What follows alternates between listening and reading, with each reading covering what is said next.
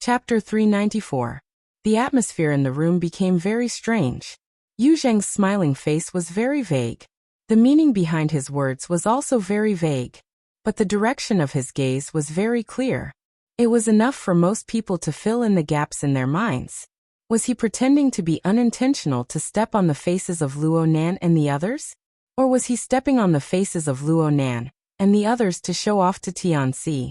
The meaning seemed to be the same. In short, he was stepping on their faces. Wan Zihui shot a glance at Emo Han and saw her best friend frown. She giggled and said, "What's the point of changing? We're going to area A, B, and C. The size of the room is of no use." "Wow, you're using profanity." Tong Hui made a fuss over nothing. "You've already dirted me." Wan Zihui's sudden outburst shocked everyone present. Unfortunately, she wasn't a veteran. She couldn't help but laugh as soon as she finished speaking. She covered her face and squatted down. But in this way, it would prove her words true. Even Tong Hui was dumbfounded. The focus of the entire room had been led astray by her. And Mohan looked at her in shock. It was just a standpoint. Was there a need to go all out? In any case, Wan Zihui had used Grey's sacrifice to reverse the atmosphere here. Though she wasn't openly teasing or making fun of them, the men and women were stifling their laughter. They threw the matter of upgrading to the back of their minds. Yu Zheng gaped, but he was unable to say the words he wanted to say. He knew very well that forcefully reversing the atmosphere was too difficult. If he didn't do it right, it would be very hurtful. In the end, he wanted to make a good impression. He didn't want to run into a wall. That's right. Yu Zheng was certain that Tianxi was his favorite kind of prey the moment she came in. She had a sense of propriety. She knew when to advance and when to retreat. She had a graceful bearing. She wasn't very old either. She had just begun to mature. This was the kind he was most obsessed with in recent years. In comparison, though Emo Han was young and beautiful, she had a prickly temperament. If things went wrong, she would torment someone to death. Yu Zheng's gaze lingered on Tianxi. The more he looked, the more he felt that she was to his liking.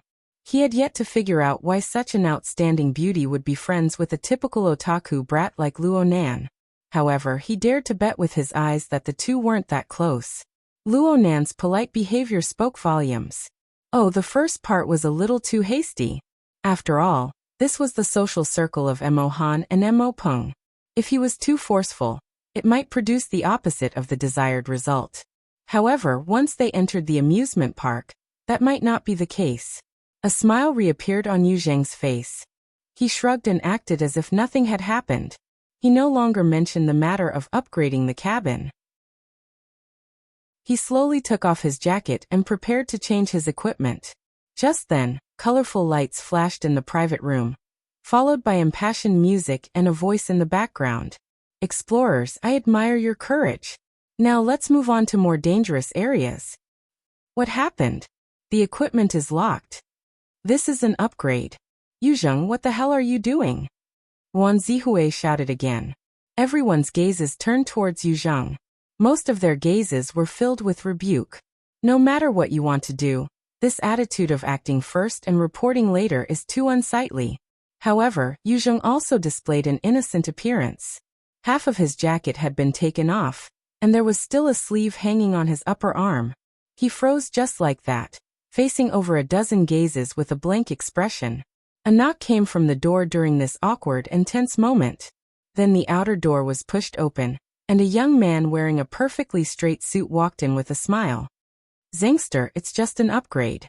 What are you hesitating for? At most, it'll be on my tab. I'll act first and report later." "Oh wow, you really have quite a few new friends. How wonderful." Yu Zheng's entire face lit up.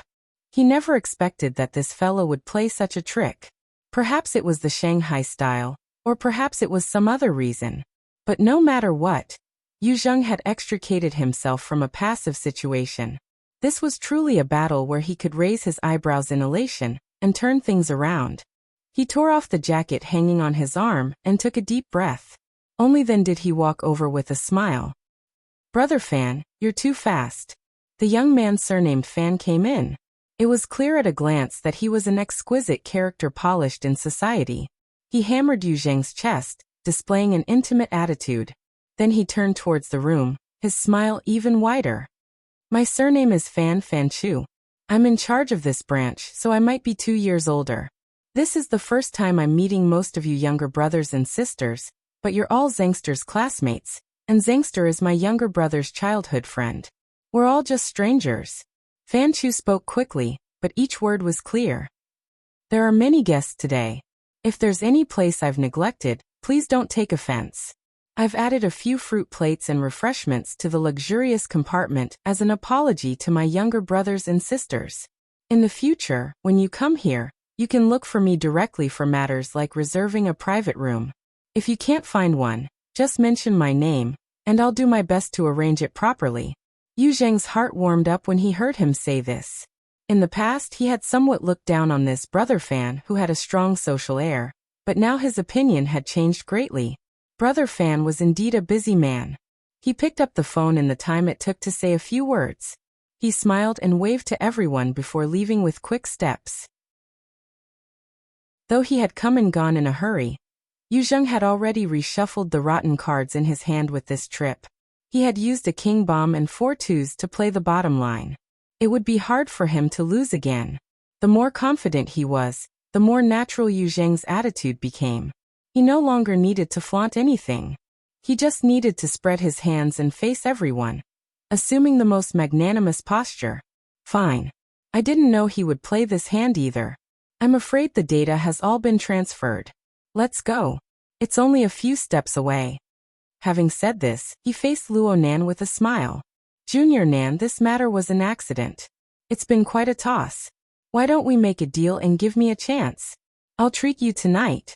Consider it an apology to everyone, and also to express my stance to the seniors and juniors of Acumen College. Yu Zheng's words were spoken beautifully, especially after he had been wronged. The more he lowered his stance, the more it made the sharp-tongued Ruan Wenhui and the others unable to open their mouths. Yu Zheng looked around him after he finished speaking. He made some calculations in his mind. Right now, he should have more or less snatched away Luo Nan's limelight as the host. He could continue to plow deeply and meticulously. Look, senior sister Tian. Wasn't she looking over with great astonishment? Tianxi was truly astonished. She could guess Yu Zheng's thoughts, but she was astonished at how reckless this person was. Though she still didn't truly understand Luo Nan's extraordinary ability, it didn't hinder her from having a basic understanding. If Luo Nan wanted someone like Yu Zheng to die silently, it would only take a mere thought for Yu Zheng to die. Fear couldn't be avoided from Tianxi's heart when her thoughts reached this point. This fear came from her reverence towards a power that escaped the control of society's laws and principles. Luo Nan's current wooden performance was like a mask in her eyes. Perhaps the mask would be torn off in the next moment, revealing the face of the Grim Reaper. She turned to look at Yu Zheng, and he just so happened to meet her gaze. He bowed from a distance with a smile. Yu Zheng thought that he was free and unrestrained, but in Tianxi's eyes he was no different from a rotting corpse. She shivered and subconsciously shifted a bit in Luo Nan's direction. Then, under everyone's gazes, she reached out to press down on Luo Nan's upper arm. She hesitated for a bit, then slid a bit to the side to gently grasp his arm. Junior. At this moment, the eyes of the people in the room bulged. Chaotic thoughts ran through their minds. Of course, Yu Zheng's expression instantly darkened. Luo Nan was very baffled. He turned to look at Tianxi, feeling a bit uncomfortable with her suddenly closing the distance between them. He opened his mouth to ask why. At this time, Papercut suddenly jumped out from the side and laughed. Don't be confused. Don't be unreasonable. The data has already been transferred over. It's impossible to go back. Let's go experience the luxury room. I've never been there in my life. He extended his hand to drive them away. Go, go, go. All of you go. Don't forget your clothes, your personal belongings. Hey Nanster. Finish talking to Tianxi. Hurry up and go over. Perhaps there were many people in the room who wanted to see what would happen next, but Papercut only needed to use a little trick to make this group of powerless boys and girls, including Yu Zheng, whose heart and face were very stiff, involuntarily lift their feet and leave. The room became quiet in a few breaths of time. Senior, what's the matter? Luo Nan's reaction was a bit slow, but he wasn't an idiot. Even though he hadn't completely understood the ways of the world, from his perspective, Tianxi's heartbeat was chaotic right now. Fear was growing, and the hand holding his arm was very stiff. It seemed as if she had suffered a fright, and her mind was very tangled. The reason for this seemed to be because of him. Luo Nan was a lot more open-minded when dealing with someone like Tianxi, who only knew a little. He gradually adapted to the new distance between him and Tianxi. He laughed. What are you afraid of? I am just worried that you'll get angry. Tianxi's voice was a bit hoarse. She had some problems controlling her breath. In the end, she was still nervous. Me? Luo Nan was baffled. I'm a bit surprised as well. Papercut stood at the door and suddenly spoke, startling Tianxi yet again. But when she saw this chubby youth give a simple and honest laugh, the smile lines on his chubby face appearing rather likable, her heart actually calmed down quite a bit. Shuele popped his head out from outside the door. He curled his lips. That you fellow deserves a beating. He's always stepping on people. He's crazy. Papercut chuckled. Nanster usually has a good temper. I know that, but I never expected you to be this calm and collected when you're in trouble. You're not simple. Ha. Luo Nan was still a bit uncertain. Are you talking about me? Who else could it be besides you? That bro stepped on your face today, and he didn't let it go. I'm really worried that some string in your brain has snapped, and you'll just clean him up like a tank. Motherf ***. Speaking of which, do you know how hard it was to clean up the scene back then? That bro's entire body went limp. With just a bit of force, his skin and flesh would fall off. It was like he fell into a pressure cooker. Luo Nan had an innocent expression. He had been busy to death recently. How could he have the leisure to think about the matter of a dead person? Tianxi finally reacted at this time. Luo Nan didn't seem to have any killing intent. She carefully confirmed. You really aren't angry? Luo Nan was depressed, and he felt a bit wronged. Did you guys really have to go so far as to kill him just because he said BBBB? What he did was all for naught, wasn't it? From start to finish, he didn't move a single person, including his sister. And then I have to get angry?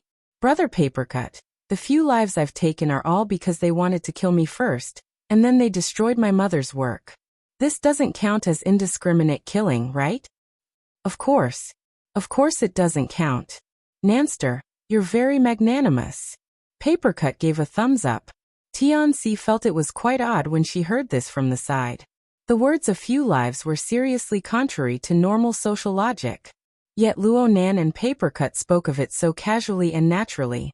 Shuele's expression didn't change at all. In the end, they were different from normal people. Tianxi's heartbeat was hard to calm down. She had no choice but to take deep breaths to adjust. Luo Nan could feel it clearly, but he was a bit uncertain when he saw the situation. He turned his head and asked her, was there a problem with what I did just now? How was Tianxi supposed to respond?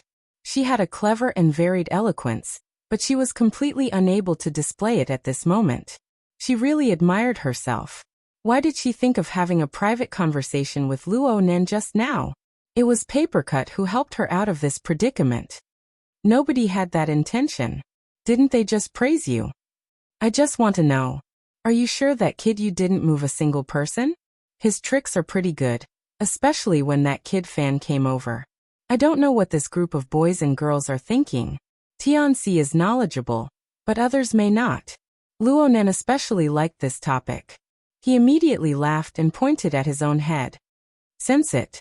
Papercut was just teasing him. He never thought that there would really be an answer. He was stunned for a time. You can even sense this? Of course. It's very clear. It had to be said that Luo Nan didn't understand some of the ways of the world, but there were few in the entire Xia city who dared to say that they could beat him when it came to sensing people's energies, let alone in this room. It was just as he said. Yu Zheng was like a banshee that kept hitting a tree in this matter. The living starry sky displayed that this bro's gravity didn't form any effective fluctuations as a dim star. It had practically no real effect on everyone present at the time. Yu Zheng's influence, regardless of the peaks and troughs, never touched upon the level that Luo Nan needed to pay attention to. He just silently melted into the depths of the vast sea of stars.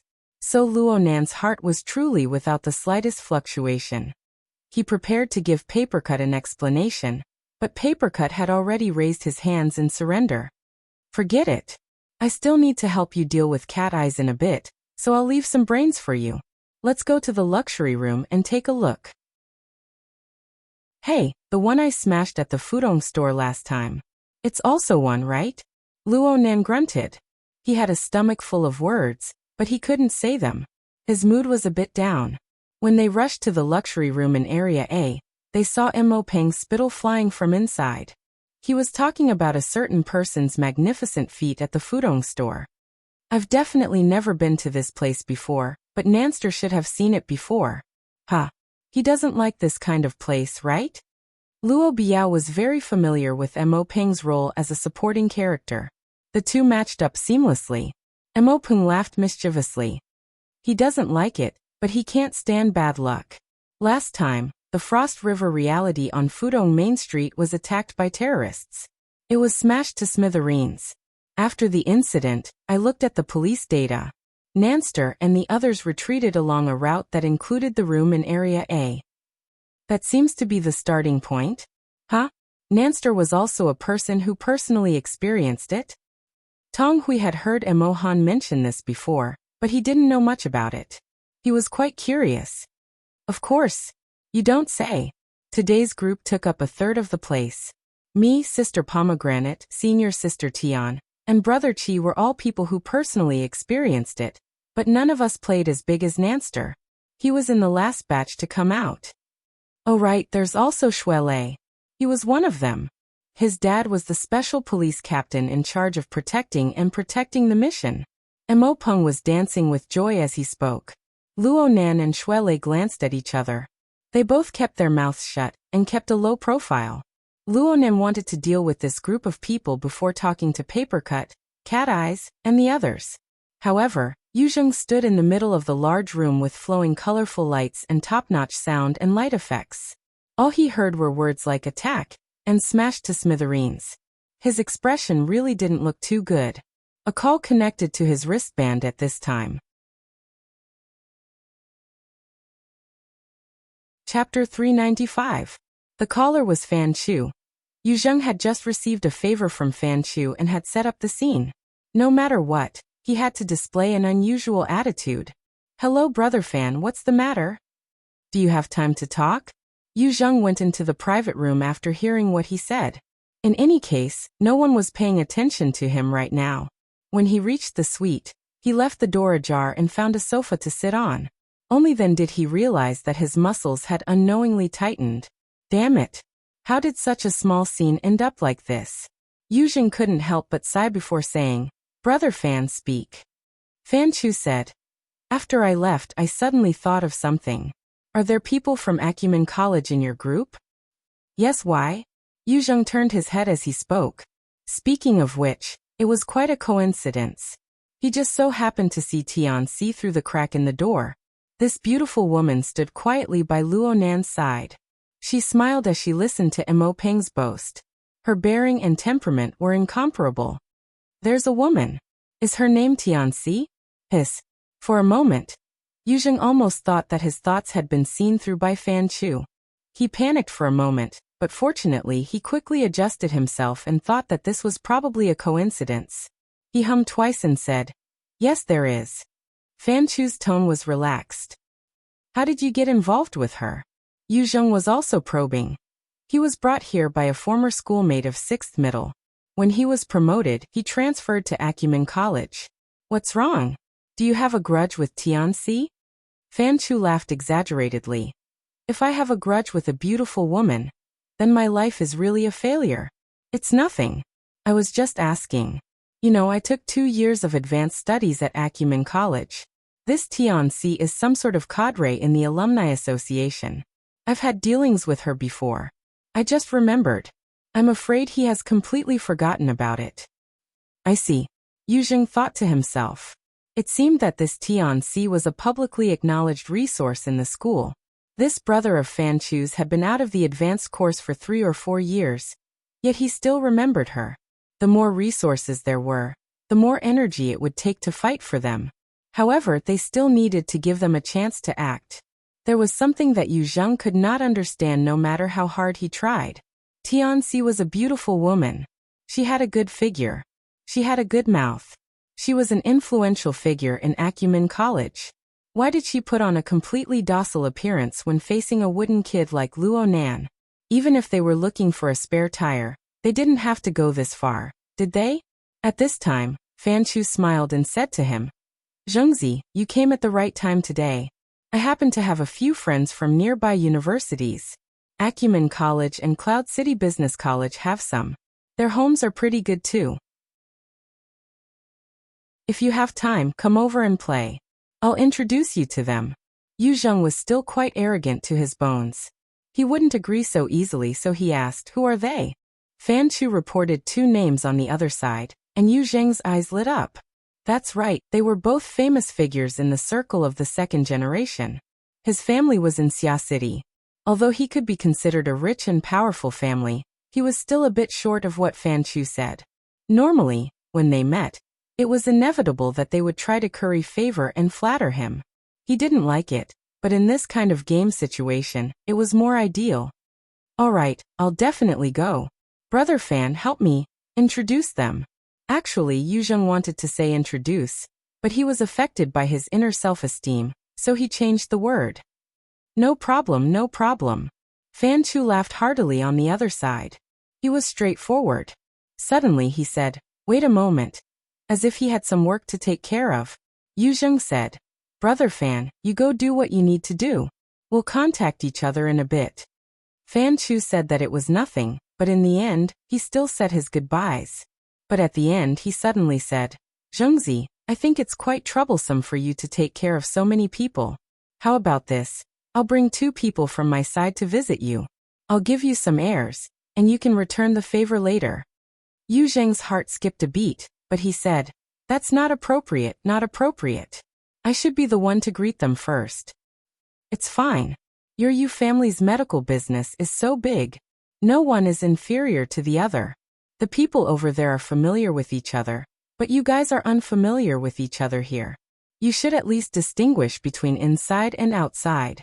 We should give the airs of friends." When Fan Chu said this, Yu Zheng no longer had the strength to resist. He thought of the background and level of this group of people.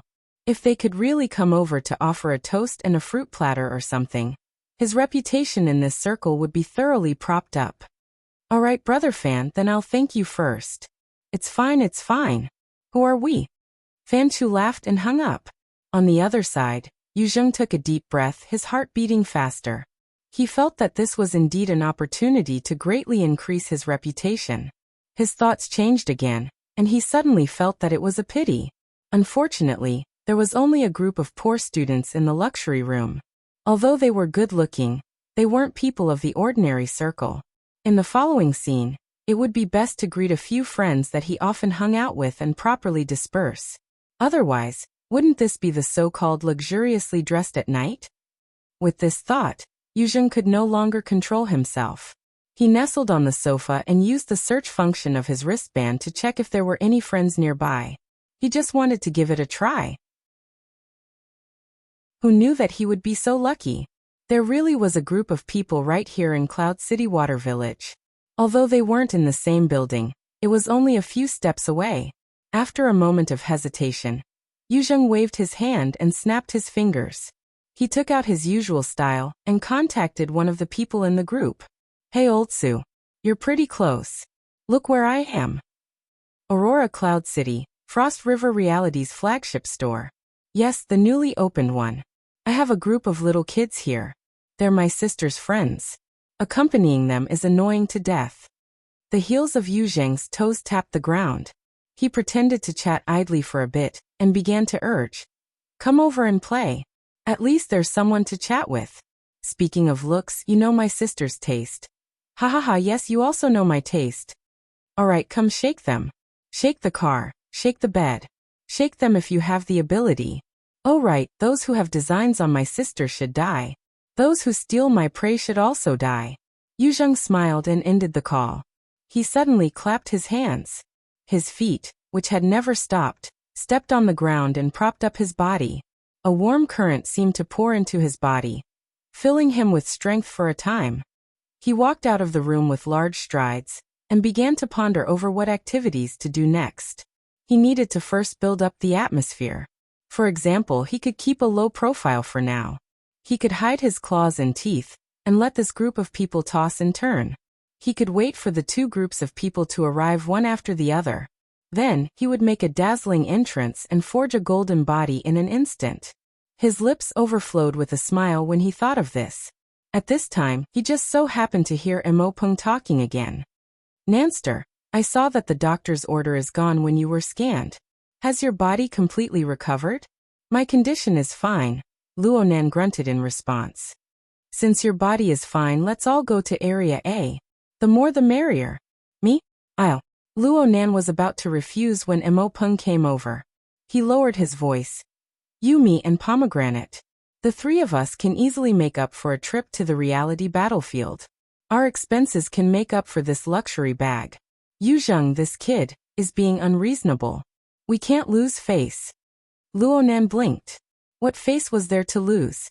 The two did not reach an agreement immediately. Immersing was a bit anxious. I just wasted so much saliva. It was all used to irrigate the dry land. Don't you have grass growing in your heart? Grow what? Grass didn't grow in Luonan's heart, but Yuzheng, who had just walked over, had grass growing in his heart. If this group of people were egged on by Immersing and ran out to play, then what was he going to do with his golden body? Was he going to kneel and lick in the room by himself? Yuzheng was anxious. He couldn't care about anything else. He rushed forward 2 steps in an attempt to seize back the initiative. Of course, everything had to be packaged with a dignified reason. Since we're in the luxury room, we need to make full use of it. There are many things here that can completely replace the facilities of Area A. For example, the simulation pod cluster. As he spoke, Yuzheng used the highest level of authority in the room to adjust the settings. He heard the ring-shaped space of the suitcases on the 4 walls ring out with a beep. The high-back massage chairs under the suitcases slid and converged toward the center, forming 2 neat half-moon structures. These chairs have all been connected to the central AI. Combined with the special equipment of the room, we can completely realize a top-notch reality experience. We don't need to go to Area A to line up. We can set up the battlefield and engage in the wilderness, sea soul, and other group battles. Yuzheng borrowed some advertising words and did his best to promote the place. There were some results. A few people couldn't help but go wow. Disregarding everything else, the visual effects were indeed top-notch. Luonan turned to look at Papercut. His meaning was, are you interested? How could I be interested? Without the guidance of professional equipment, the reality effect was a joke for a psychic ability user like Papercut. There was no sense of reality. Papercut shrugged. He knew that Luonan didn't have the patience to stay here, so he took the initiative to speak up. You guys go ahead and play. Nanster, Leister, and I will go stroll outside and see what drinks are available. Papercut was just being polite, but he never expected Yuzheng to tense up. He laughed and said, there's no need to go through so much trouble. There's a cold drink cabinet in the room. It's over there. Drink as much as you want. The cost is included. Besides, aren't there 14 people just right for 7 against 7? Papercut chuckled. Immersing retreated at this time, and poked Immersing in the crowd. Immersing fiercely chopped down with her palm.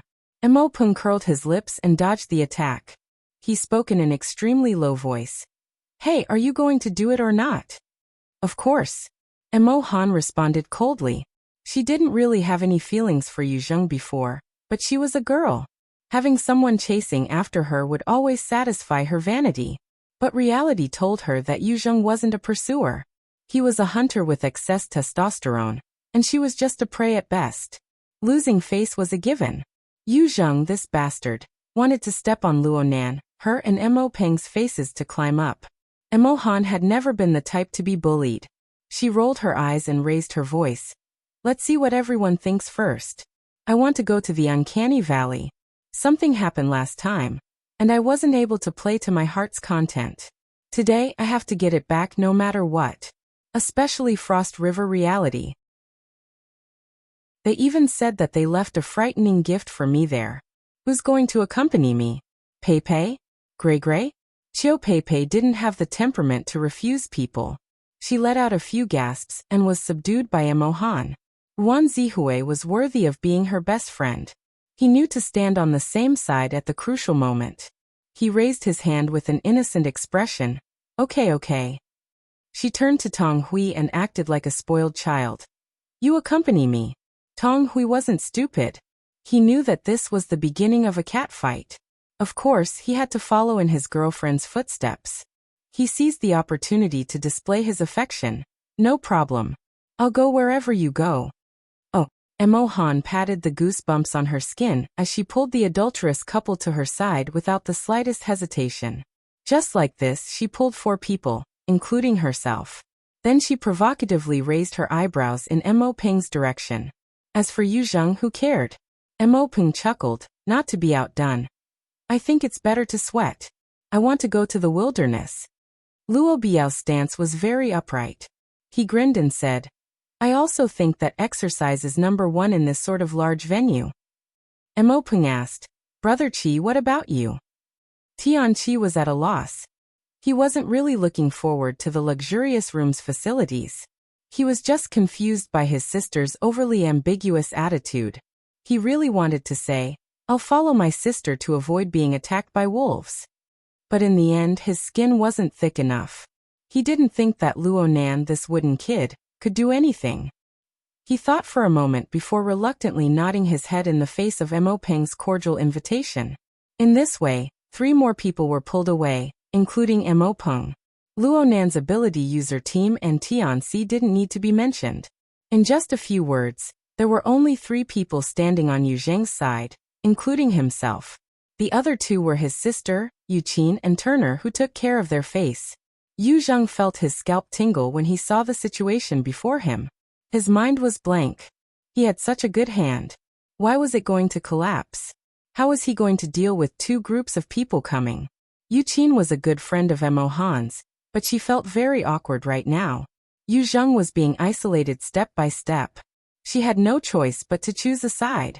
She was angry at Emo Han for deliberately making her brother lose face. She was also angry at Yu Zheng for his inappropriate words and actions. That idiot.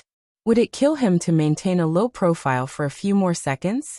A good hand with 4 2s and 4 2s had been torn apart by him long ago. The most painful thing was that Yu Qin had to find a way out for this idiot brother of hers who had been possessed by an insect. Her mind spun a few times before she suggested, How about this? Everyone go outside and play first. We can fight and dance when we come back. We need to toss and turn in this place to our heart's content. She turned around and hugged Emo Han's shoulder as she spoke, pulling the petite Emo Han into her embrace. Her usually reserved and cold face had a smile on it. Wife, when we get back, let's form a group. Let's beat them up. Emo Han knew that Yu Qin was trying to soften her brother's cheeks, but she saw Yu Qin speak of their previous terms of endearment without any ill feelings. Emo Han knew that this was rare for the arrogant Yu Qin. Her heart softened a bit, but her mouth was still stubborn. You've been having an affair for a long time. Don't come looking for me. Yu Qin lay on Emo Han's shoulder. She turned her head to look at Wan Zihue. If I'm having an affair, I should look for Hui Hui. Wan Zihue sneered. I'll make you Hui Hui. What about Peipei? Why, you guys have decided. The relatively simple Chiu Peipei had long since knelt down in the face of this open and secret tearing. She hastily shrunk back.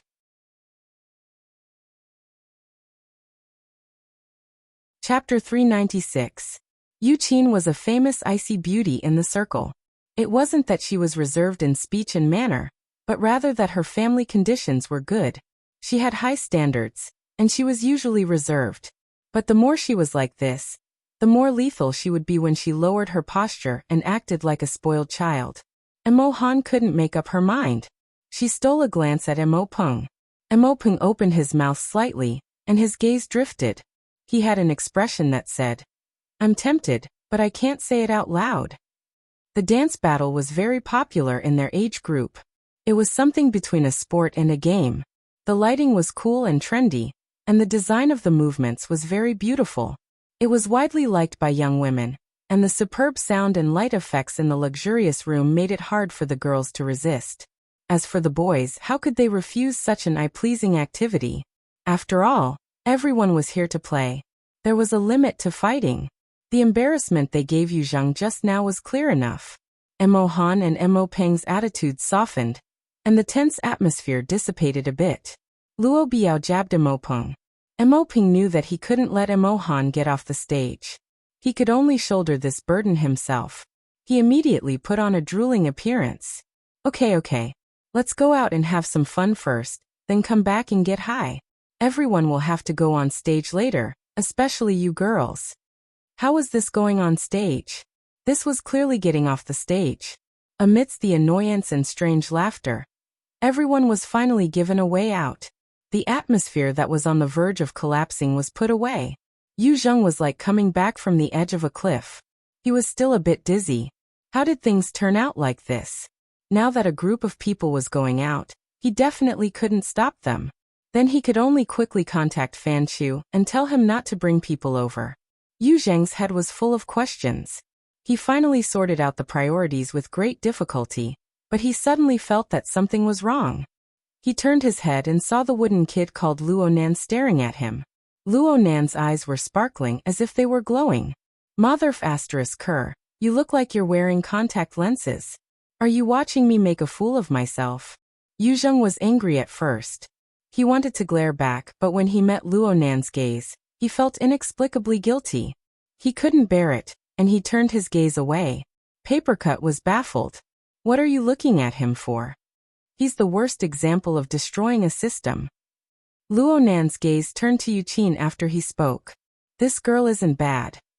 As he spoke, he sized up the tall beauty Yuqin from head to toe. Perhaps his gaze was too direct, but Yuqin also noticed it amidst the chaos. She tilted her head, frowned slightly, and turned her head back. On the other side, Papercut was very regretful. He had asked a stupid question that made his mind go blank. However, his curiosity was piqued this time, and he couldn't help but ask, destroy the system? You mean? Nanster, let's go. Let's go.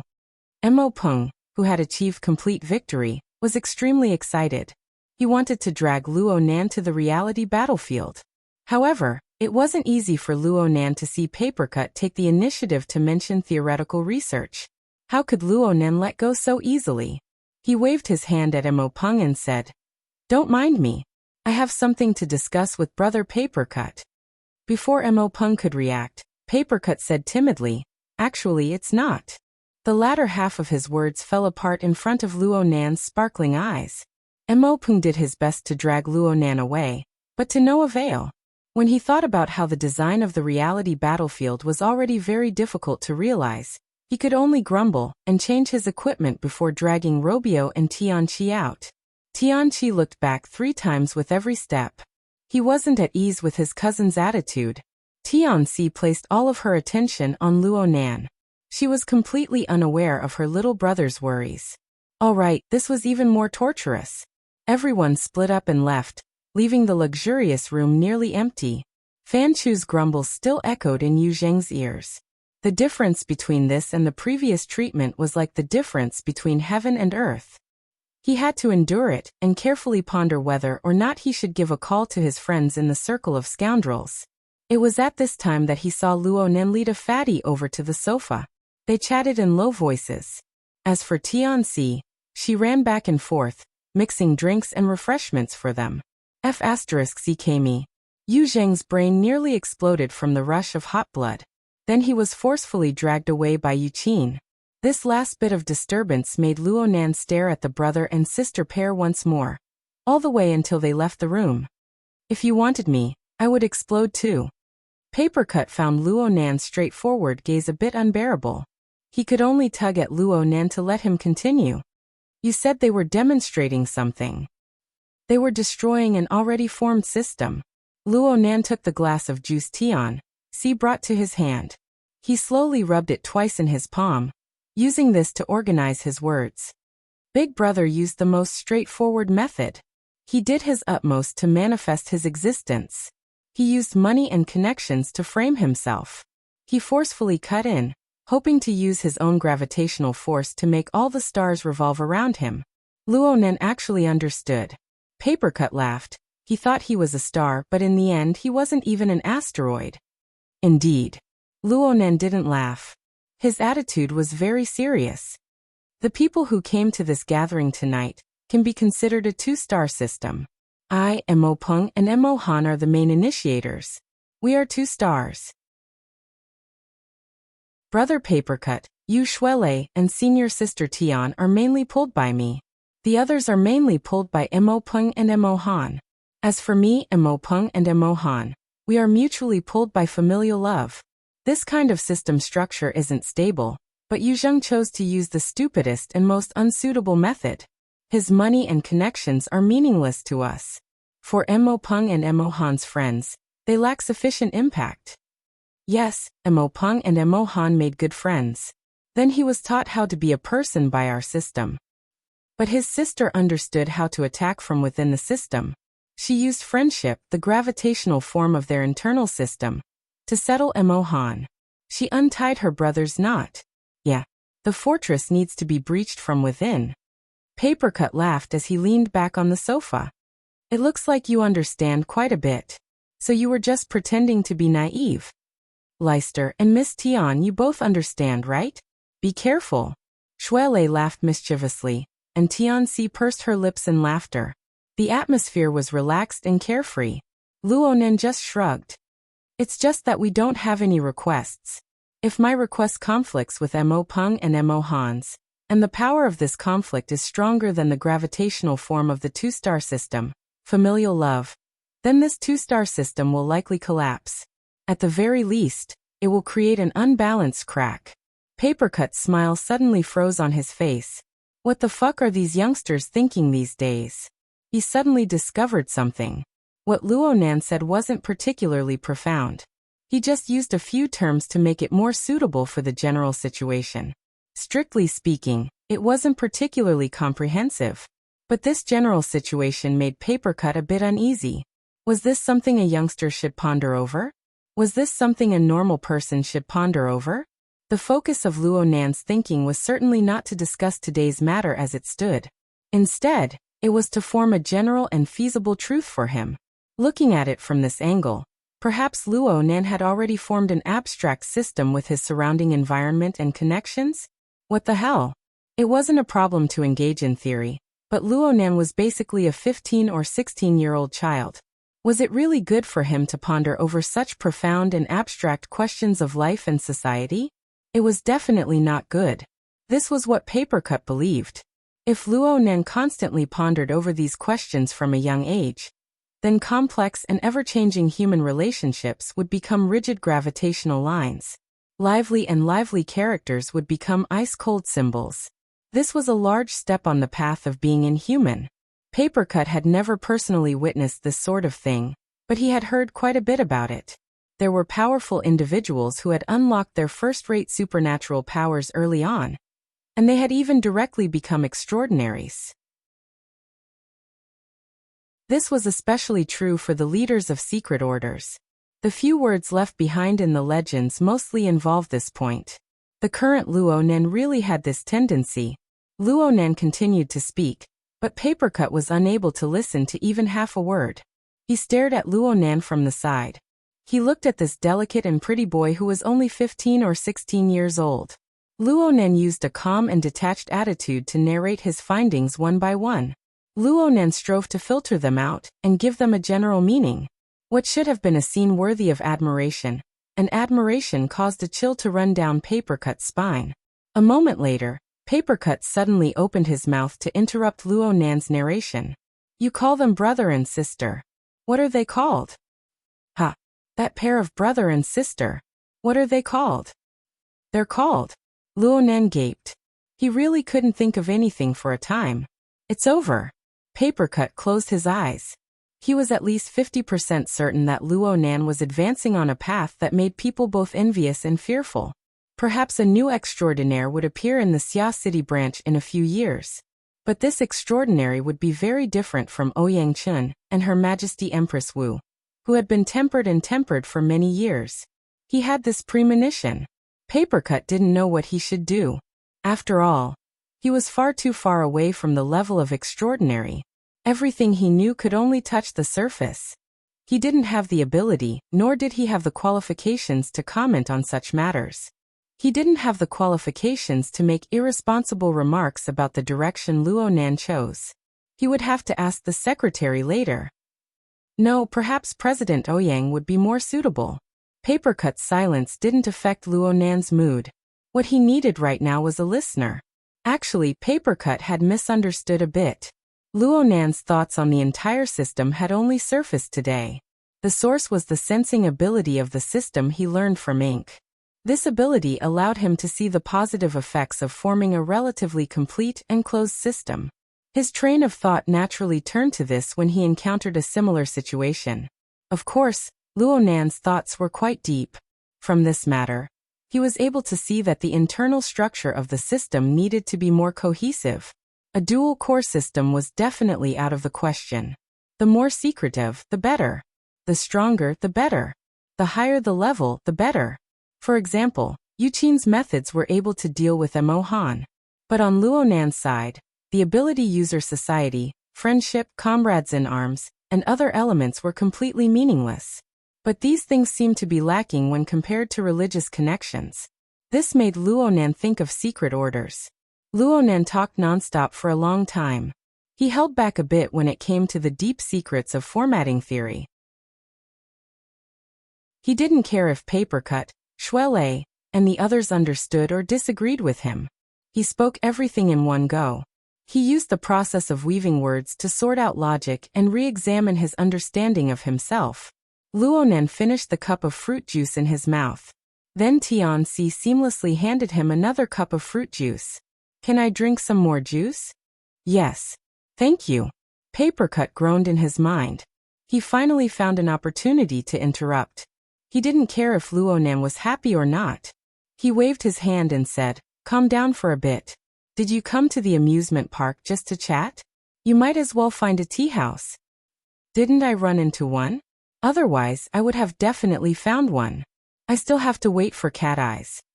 Luo Nan looked at his watch. It was just past 7 o'clock. Let's chat a bit more. There's still an hour. Papercut undoubtedly liked this lively and conversational young boy more. He shook his head fiercely. Stop talking to me about systems. I'm getting dizzy. Then let's change the topic. Let's continue with the ice cream shop. Ice cream shop? It's related to worker Zhai. It's related to the condensation ring. Luo Nan felt that his inspiration was gone, so he wanted to communicate with Papercut.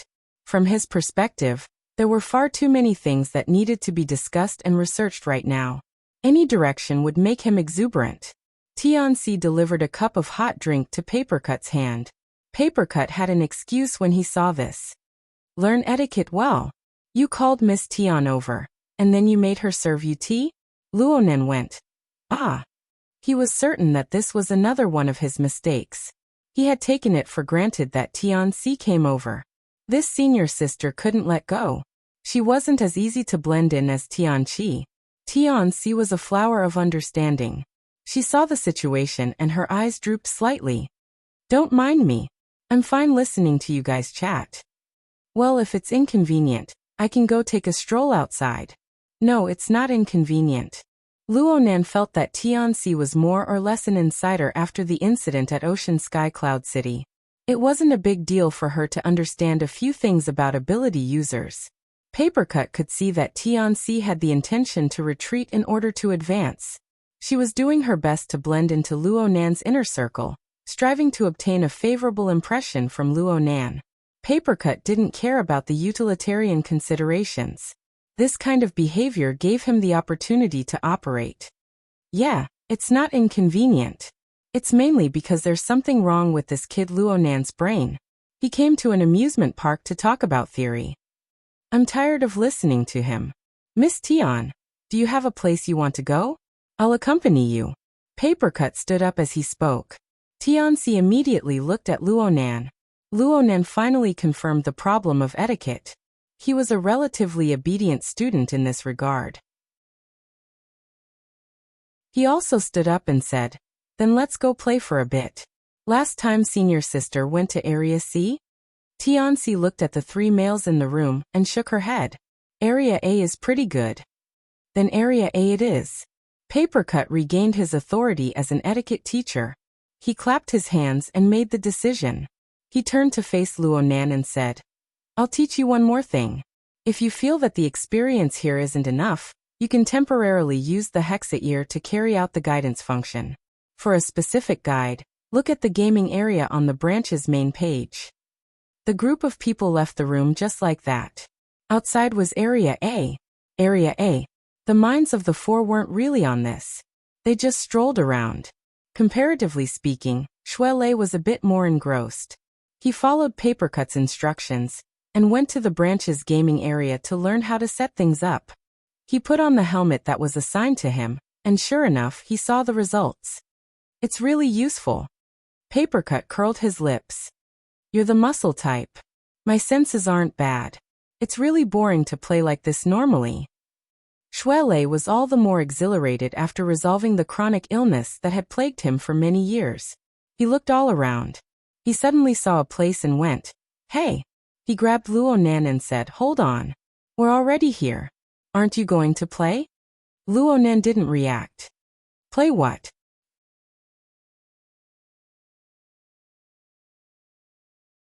Chapter 397. Area A of Frost River Reality was forever the most bustling area. It might not have the largest number of people, but there were thousands of people running and rolling in the field. There were also the cheers and screams of the enormous number of onlookers. The clamorous sound waves never stopped for a moment. This was the place where reality technology was the most unbridled. Under the guidance of immersion equipment, players would go from the skyscrapers and bustling cities to the dangerous seas and wilderness in an instant. They would struggle to escape from the jaws of the mutants or show off their prowess. In the two-way hypnosis, they would obtain achievements, win respect, vent their emotions and deliberately seek abuse. But in the end, all they obtained was true pleasure. That's right. Pleasure was something that could be achieved by just secreting dopamine. The experience might not be real, but people were easy to deceive. So who didn't like playing games? The atmosphere of Area A was in full swing. Luonan looked at the players around him who were completely engrossed in their own world. He really could not bring himself to refuse. Well, Luonan's heart was itching.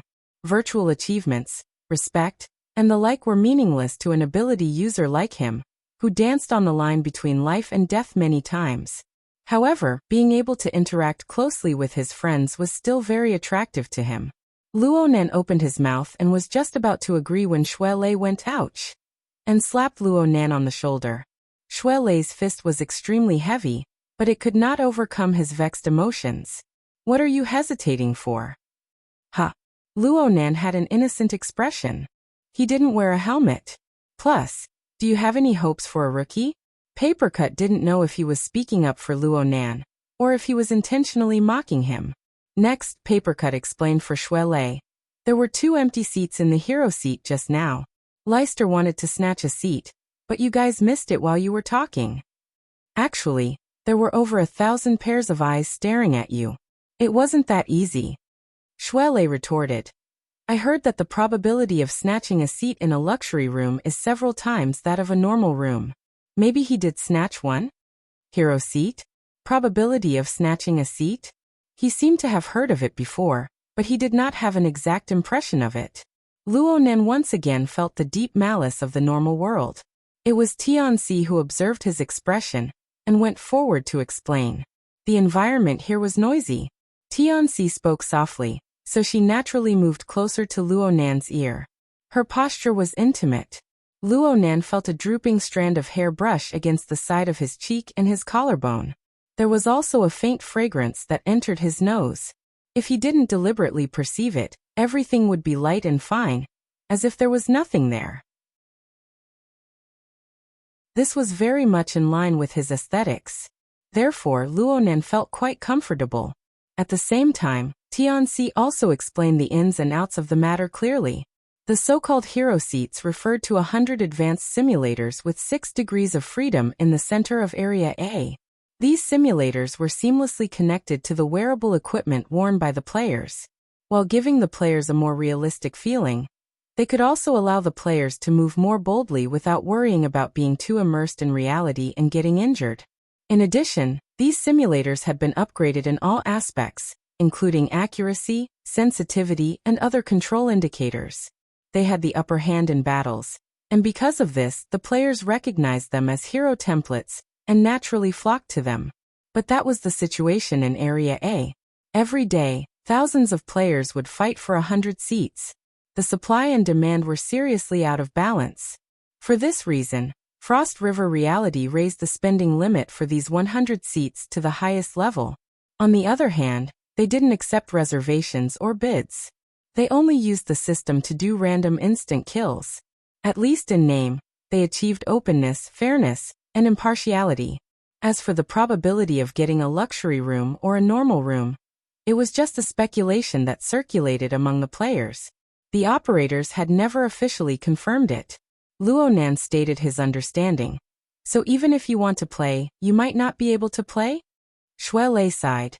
It doesn't matter if you can't fight for the hero seats. In any case. Are you going to play or not? I'm going to play. You lead the way. Luonan shrugged and put on the semi-sealed helmet in his hand. He followed Papercut's directions and went to the Society's homepage game area. He learned the temporary guidance mode. After a few rounds of operation, his mental senses smoothly withdrew. He no longer overstepped his bounds, and the effects of immersion grew clearly. He naturally placed his attention on the translucent panel before him. He looked at all sorts of real-time information related to Area A.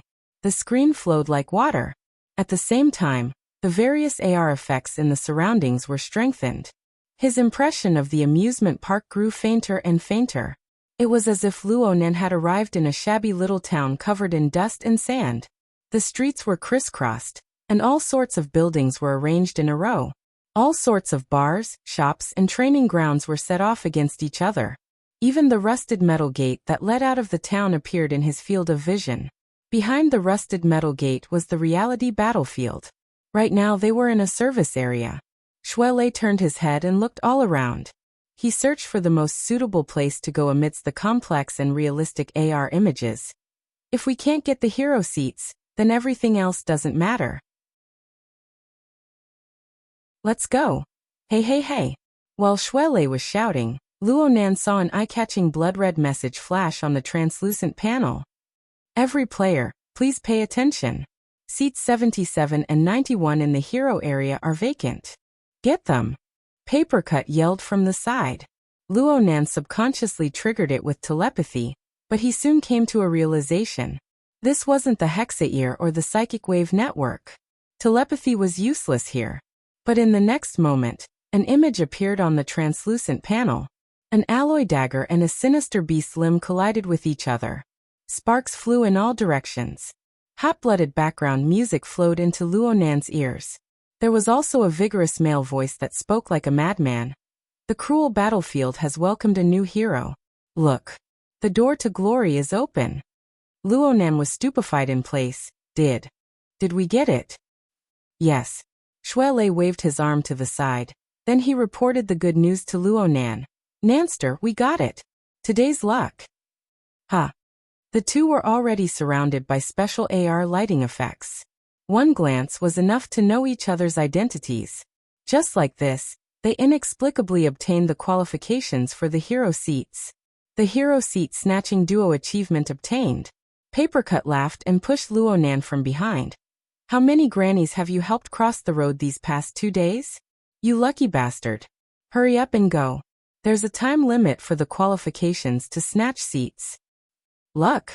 The problem of probability was a mathematical problem. Using luck to explain it was too rash. Luonan was a person who liked to be serious. His brain crashed for a time, and he entered an endless loop.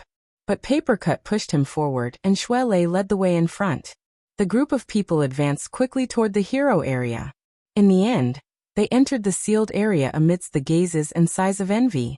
Papercut and Tianci were unable to enter this place. They were blocked by the gorgeous projection curtain wall. The lucky bastard scram. Let's find a place to pass the time. Papercut chuckled and slightly adjusted the position of his helmet. He asked Tianci, "Does Miss Tian play the game 10 Days in the Wilderness?" Tianci wore soft armor sensing equipment. Her elbow clamped the helmet. She appeared valiant and heroic under the dim lighting of the game area. She pursed her lips into a smile. "I play it, but I play it more in the mobile mode." Papercut invited her. "I also like to play mobile games. There's a strategy room here, right? Let's go play a round or two." Tianci's gaze swirled. She didn't refuse, but she didn't agree either. Instead, she raised a new question. She imitated Luo Nan's form of address. "Brother Papercut, Junior and the others weren't lucky when they snatched a spot, right?" Papercut was all smiles as he said, "How could it be luck?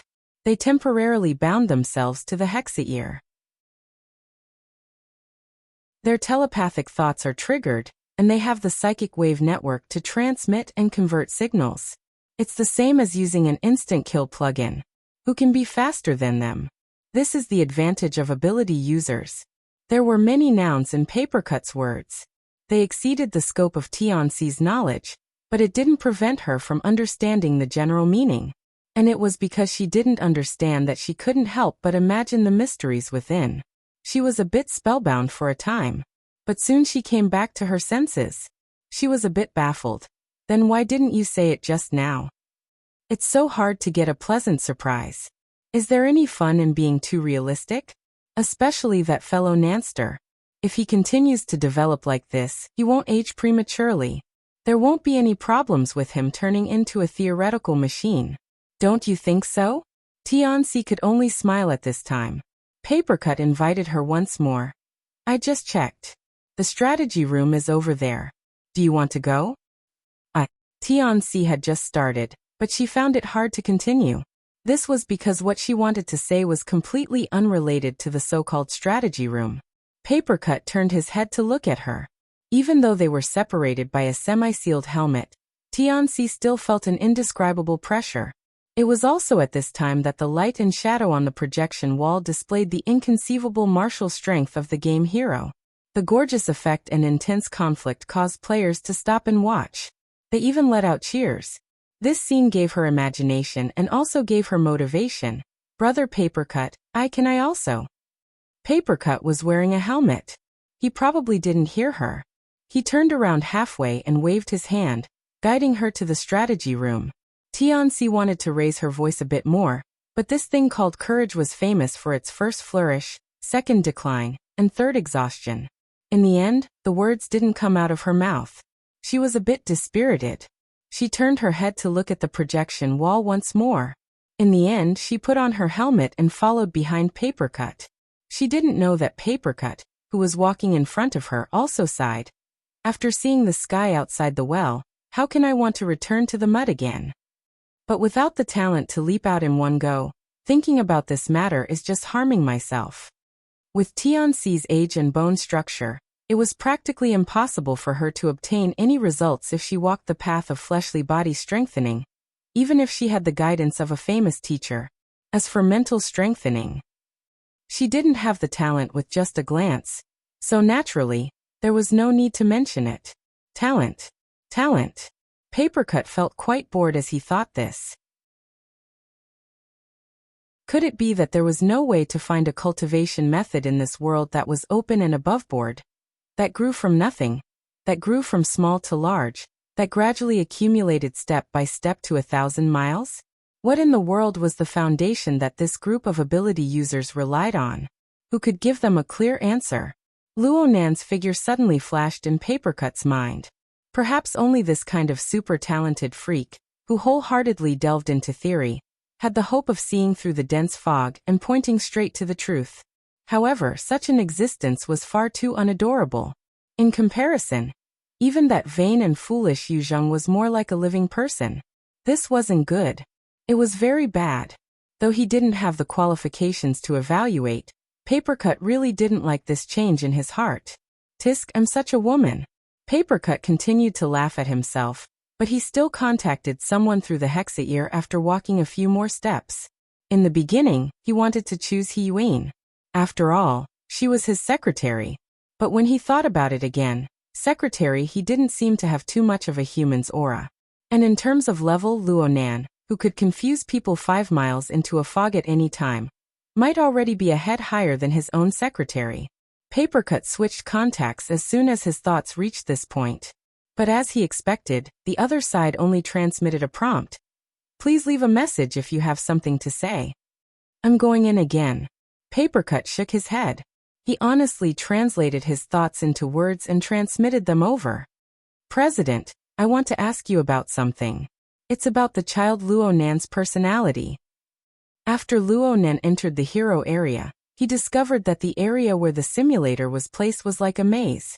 He was soon led away from Shuelei by the AR guide. But soon, a conversation window lit up on one side of the translucent panel. Shuelei's avatar appeared, and he was able to communicate with Papercut. This was the privilege of forming a team after entering the luxury room. People outside the room could only honestly send messages. Nanster, let's not enter the battlefield. Let's first build a room and play around. Okay. Luo Nan was a standard rookie. He was a bit lacking in confidence to immediately enter the most explosive and chaotic reality battlefield. Shuelei's plan was just what he wanted. His and Shuelei's good luck began to quickly ferment just as the call ended. Avatars popped up one after another. Some were instant messages, and some were messages. Mo-ping bullshit. I've snatched 100 times since last month. Luo Biao. Let's go play with the rainbow ball in a bit. Maybe we'll be able to earn back tonight's expenses. Emohan. Don't you think it's a waste? Tianxi. Yeah, I just saw this function. Good luck. This sort of experience was comparable to winning the lottery. It spread very quickly in their small circle. Ruan Zihui, Tong Hui, Chiu Peipei, and the others all sent congratulatory messages in a while.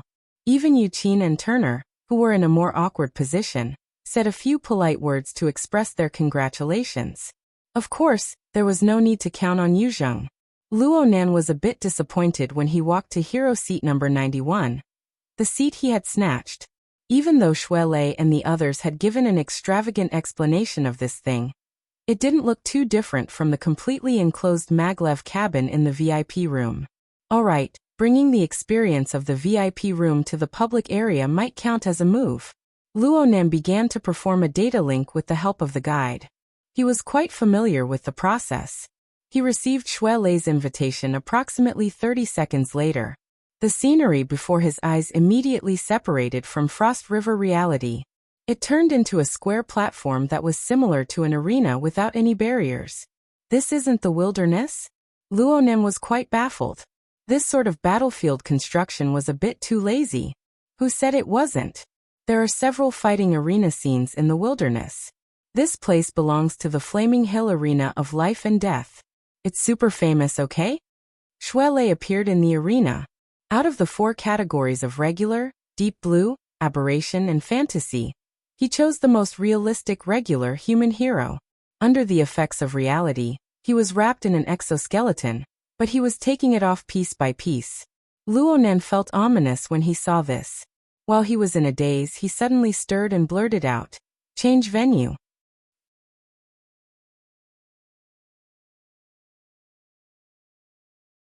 Chapter 398. He had been tricked. Only now did Luo Nan understand that Shuelei's intentions of wanting him to do Sansho training had never dissipated. This bro had endured for half the afternoon and half the night. Finally, he used the invitation to fight in the wilderness to push Luo Nan into the pit. Of course, Luo Nan could still act shamelessly. He could switch to a mutant, a fantasy, or something to indirectly avoid the fight. But Shuelei had forced him into the pit with good intentions. If Luo Nan continued to torment Luo Nan, he wouldn't know how to appreciate favors. Luo Nan suffered for the following period of time. He chose human heroes for the simplest arena combat practice. He used close quarters combat without armor.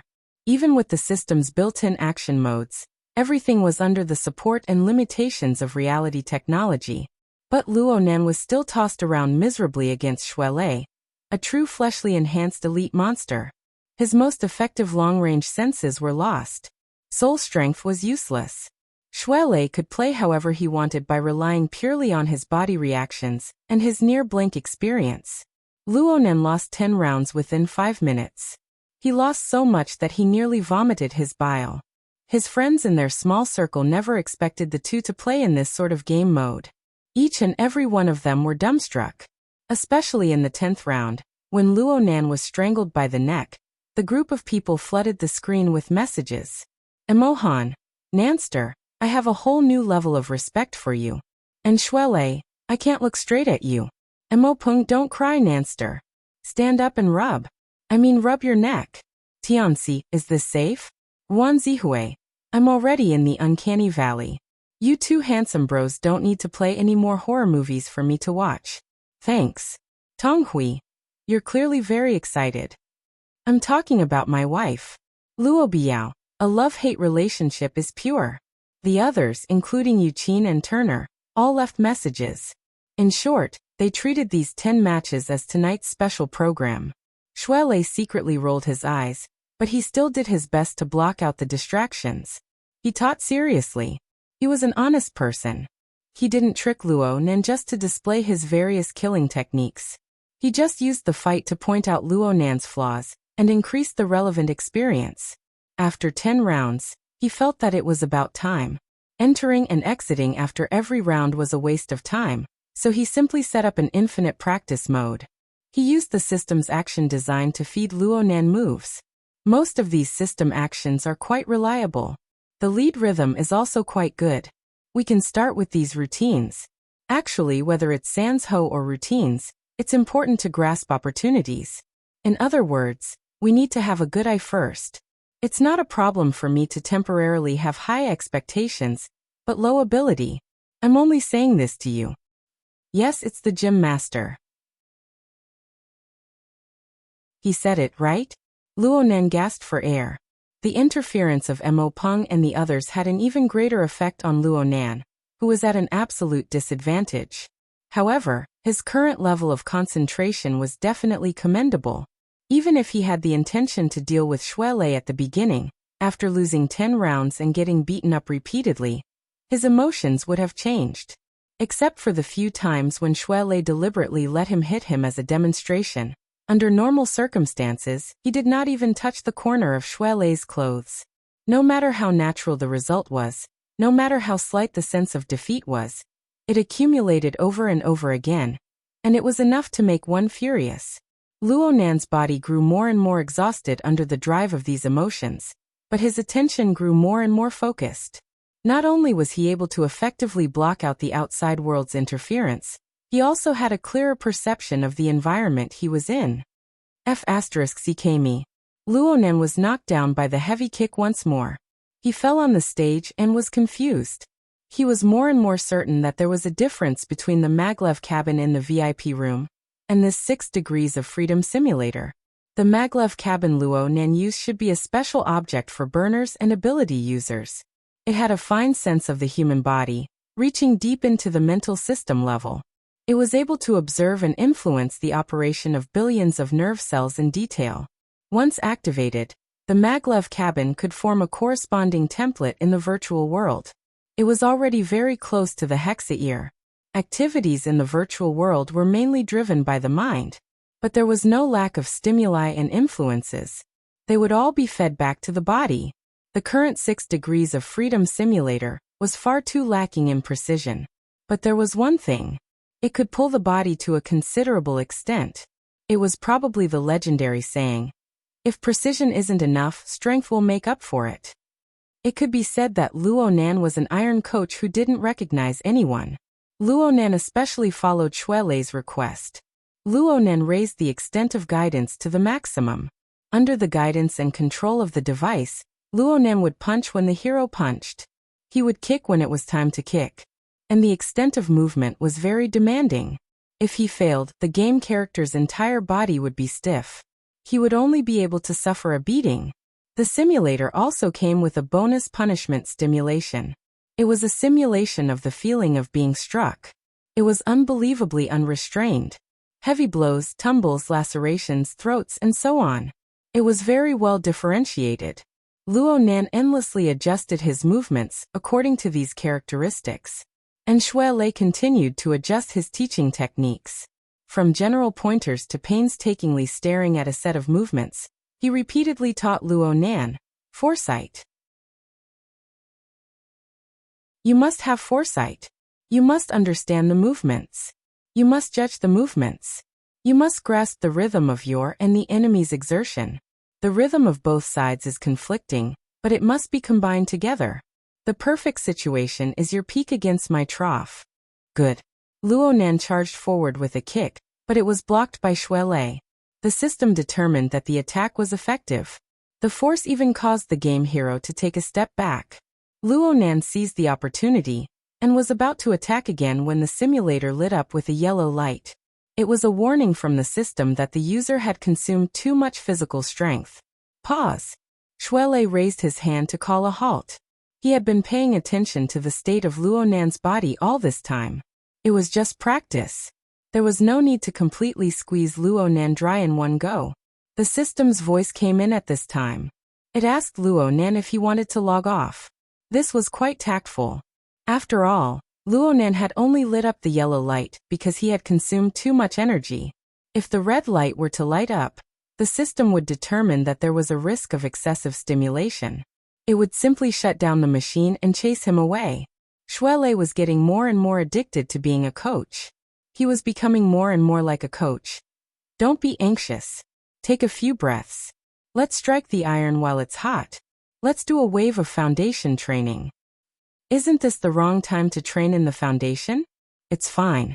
Your internal refinement technique is quite good. Your 9 orifices and 6 roots will certainly be sensitive in the future. You don't need to worry about body control. As long as you keep a close eye on it, you won't have to worry about falling into a bad habit that's hard to correct. Education through setbacks is the most suitable method. In any case, this is what the gym master said. In short, you're going to get abused. Luo Nan let out a "heh," but he was still very obedient. He followed Xue Lei's instructions and set the scene to a controlled practice mode.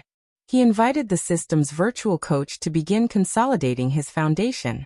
It didn't matter if he did this, but a conversation suddenly popped up. Hey, since you're a rookie, go to area B or C. You're doing basic training here. Are you kidding me?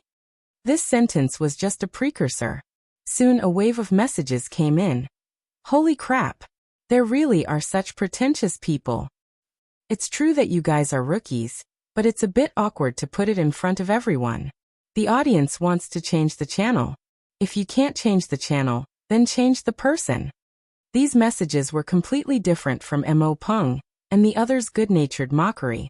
Luo Nan and Xue Lei were a bit stupefied by these messages. The others in the circle were more or less the same. Mo Peng reacted quickly. You guys set it to public mode. That's not right. Who would be so bored as to search your little battlefield? Luo Biao responded. Hee. The information flooded the screen like a waterfall, and the truth was quickly made clear. The reason was not complicated. On one hand, Xue Lei and Luo Nan had made mistakes. Neither of them could be considered veterans of reality realm. They did not set up a privacy mode after setting up the battlefield. Therefore, their fight was open to the entire platform. Anyone could see it if they applied to watch the fight. On the other hand, Luo Biao assisted in courting death. This bro had just edited a few clips of Xue Lei crushing Luo Nan and posted them on the internal forums of Frost River Reality. The title was Love-Hate Relationship. The content of the video was fine.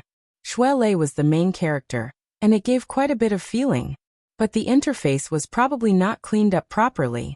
Soon, some technical experts recognized the source of the video and called for quite a few people to come watch the fight. However, what happened next greatly disappointed the excited spectators. Luo Nan and Xue Lei's teaching battle was already dry. The entire process was filled with P spots. Now they were doing basic training. It was too much of a mockery to the players who had tried to snatch a spot several hundred times to no avail. No wonder someone jumped out. Damn. These people. Shui Lei had managed to trick Luo Nan with great difficulty. Luo Nan was gradually getting into the groove of teaching. How could he give up so easily? It was fine to just listen to the words Area B and Area C. The simulators over there were quite a bit lacking in realism compared to Area A. Naturally, the training effects were much worse. Luo Nan absolutely would not agree to this just based on this point. However, the internet was a place where emotions were surging. There were quite a few people who spoke without any basis. Shui Lei was furious when he saw this. He simply replied in the public channel, "We're all here to snatch a spot. Since we're here, how do we play is up to you guys to decide." In terms of raw strength, Shui Lei could probably kill 100 opponents by himself. But in terms of a war of words, he was not up to the mark. His opponent simply retorted, "Trash who wants to occupy a spot. Come fight me if you have the guts." The so-called fight for a spot was similar to an arcade game. The winner would go up and the loser would go down. But the problem was that this mode required the support of the system. Otherwise, it would be a foolish act of harming others without benefiting oneself. Shui Lei chuckled. "Then you'll need to have a seat first." His voice had just fallen when the enormous words declaring war and blood filled the air. It shook the stage to the point where it shook. That was right. How could there be no good people in a place as chaotic as the hero area? Luo Nan shook his head. "Don't even think about peace." Sure enough, all sorts of information bombarded Luo Nan. More importantly, the blood-red declaration of war came crashing down. The vibrating effect was extremely annoying. Luo Nan wanted to set it to private mode, but Papercut, who had been watching silently, jumped out at this time. "What's there to block? Just fight." "I can't fight." Luo Nan had a clear understanding of his own level. Just based on his performance in the fight against Shui Lei, he would be the master of being oppressed. He wasn't a masochist. Why should he? Papercut was so happy that he bent over. Luo Nan's current distressed and tormented state was to his liking. Luo Nan was like a normal 16-year-old youth. Right now, Papercut only wished for the world to be in chaos. He immediately began to act like a senior expert. "It's not pure fighting. You youngsters lack experience. You practice in a rush. Your goals aren't clear. It's hard to avoid twice the effort for half the result." It was rare for Papercut to speak in such an old-fashioned manner. However, Shui Lei and Luo Nan were very happy to listen to the opinions of a veteran ability user. Leister just said that he wanted Nanster to first train his eyesight. It doesn't matter if he has high standards for a moment, right? Luo Nan acted as a witness. There was this line. Shui Lei had no objections. Then it's settled. If eyesight was the first priority, then doing movement training and basic training would cause suspicion of being distracted. He must be working hard on both sides. You should have taken it as a secondary course in the first place. Shui Lei tried to maintain his authority as a coach. We have to focus on efficiency, right? Since he wanted efficiency, he might as well let Nanster practice long-range heroes. Don't worry about anything else. Just aim at a moving target, and focus on interrupting the opponent's rhythm. Gradually adjust the long-range and close-range attacks. Try a few rounds, and I guarantee that you'll be able to train your eyesight. Your eyesight. At that time, combine it with practice, and you'll see the results? Shui Lei was a little shaken. Knowing oneself and knowing the enemy seems to make sense. Luo Nan saw through everything. "Brother Papercut, you clearly want us to team up and fight that group of people." Papercut didn't hide it at all. "Nonsense. Against a bunch of kids who don't know their limits, there's nothing else to say. We never abuse ourselves, we only seek to abuse others. Isn't that right?" It could be said to be straightforward and clumsy incitement, but it made the young people in the small circle roar in response. "Let's go up and crush them. Let's go up and crush them. Crush them." This group of bad friends didn't care if they would crush them or be crushed. There was a good show to watch. Soon, a huge number of messages flooded the screen. Shui Lei let out a long sigh. He knew that no matter how effective Papercut's suggestion was, the Sansho training he envisioned was impossible to continue. Since this was the case, there was no point in being conflicted. In any case, he was already furious. Fuck. Let's go. Shuelei's actions were even more straightforward as soon as he spoke. He directly chose the public battlefield, and he chose the fight for position mode. At least 30 people responded at this moment, and the system sensed the relevant information. It automatically matched the infinite slaughter environment before handing it over to all parties for confirmation. F***CK. Has the system been targeted by a super administrator? 2 peaches kill 330 warriors. It's going to explode. It's going to explode. The so-called infinite slaughter environment meant that within the next half an hour, all the participants had to completely eliminate their opponents or endure this period of time. Only then would it be over. Looking at the same situation, at least 20 people would be eliminated. This way, the other spectators would be the fishermen who reaped the benefits. The success rate of snatching positions would be explosively high. The shamelessness of the system exceeded the expectations of the majority of the people involved. However, the current situation was quickly becoming a public event. Under the watchful eyes of the public, very few people would cower. In the end, only 3 people chose to shrink back.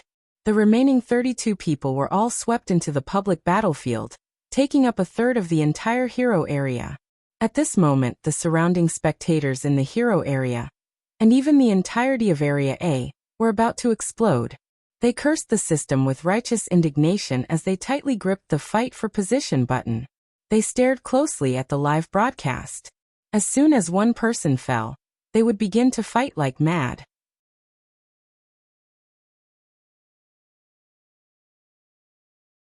Chapter 399. When the uproar erupted in Area A, Yuzheng had drunk a round of wine, and had been forced to drink quite heavily. Now he was in Frost River Reality's VIP room, repaying a favor he hadn't used. Interpersonal relationships were like this. Lips touched, phone calls connected, big or small, were favors. His family's stall in the luxury room had been broken up, and he had lost the chance to show off. He had to come here himself to apologize and express his thanks. Of course, this was also because in this circle, no family was inferior to his. They were the ones he needed to seriously curry favor with. For this reason, he specifically had Fan Chu prepare high-grade fruit platters, drinks, and the like. He lowered his attitude and visited the VIP floor. Tonight's back and forth had already pretty much worn down his arrogance. Admittedly, there were cold and warm people in this circle, but the host was still quite close. Yuzheng had once heard someone say that Zhu Maoxuan, the president of Yunda Business School's elite society, had a good appearance but a violent temperament. He was known as the Butcher. But perhaps because it was their first meeting today, he couldn't see where he was violent. Yuzheng could see that today's main character wasn't actually Zhu Maoxuan. Instead, it was a young man with the same surname as him. He was introduced as Zhu Ling, Zhu Maoxuan's older cousin. Zhu Ling was around 30 years old. He had a buzz cut and looked rather neat. He didn't like to talk. In this place, he still didn't touch a drop of alcohol. Occasionally, he would sweep his gaze over. His gaze was calm, and not a bit of emotion could be seen. Yuzheng didn't make any further conversation. He couldn't stay here for long. After a round of drinks, he left. But he didn't leave immediately. He waited outside the door for Fan Chu to come out. He wanted to ask for specific information and clarify the focus of the following exchange. At this time, someone passed through the corridor and walked shoulder to shoulder with Yuzheng. As soon as they met, Yuzheng felt that the person was familiar. He was afraid that he couldn't recognize him, so he sized him up.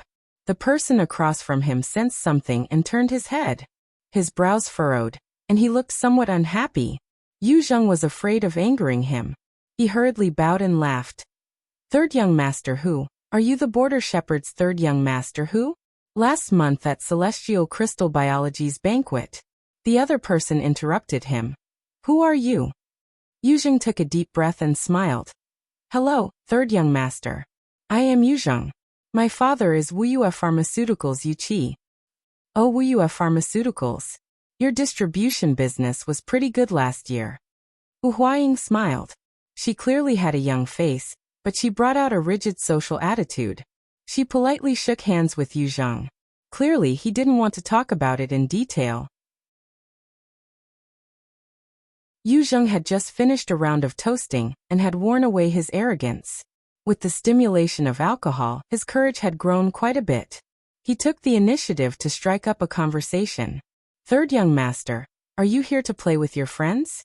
I don't know which room it is. I'll pay you a visit later. Maybe if there's a chance.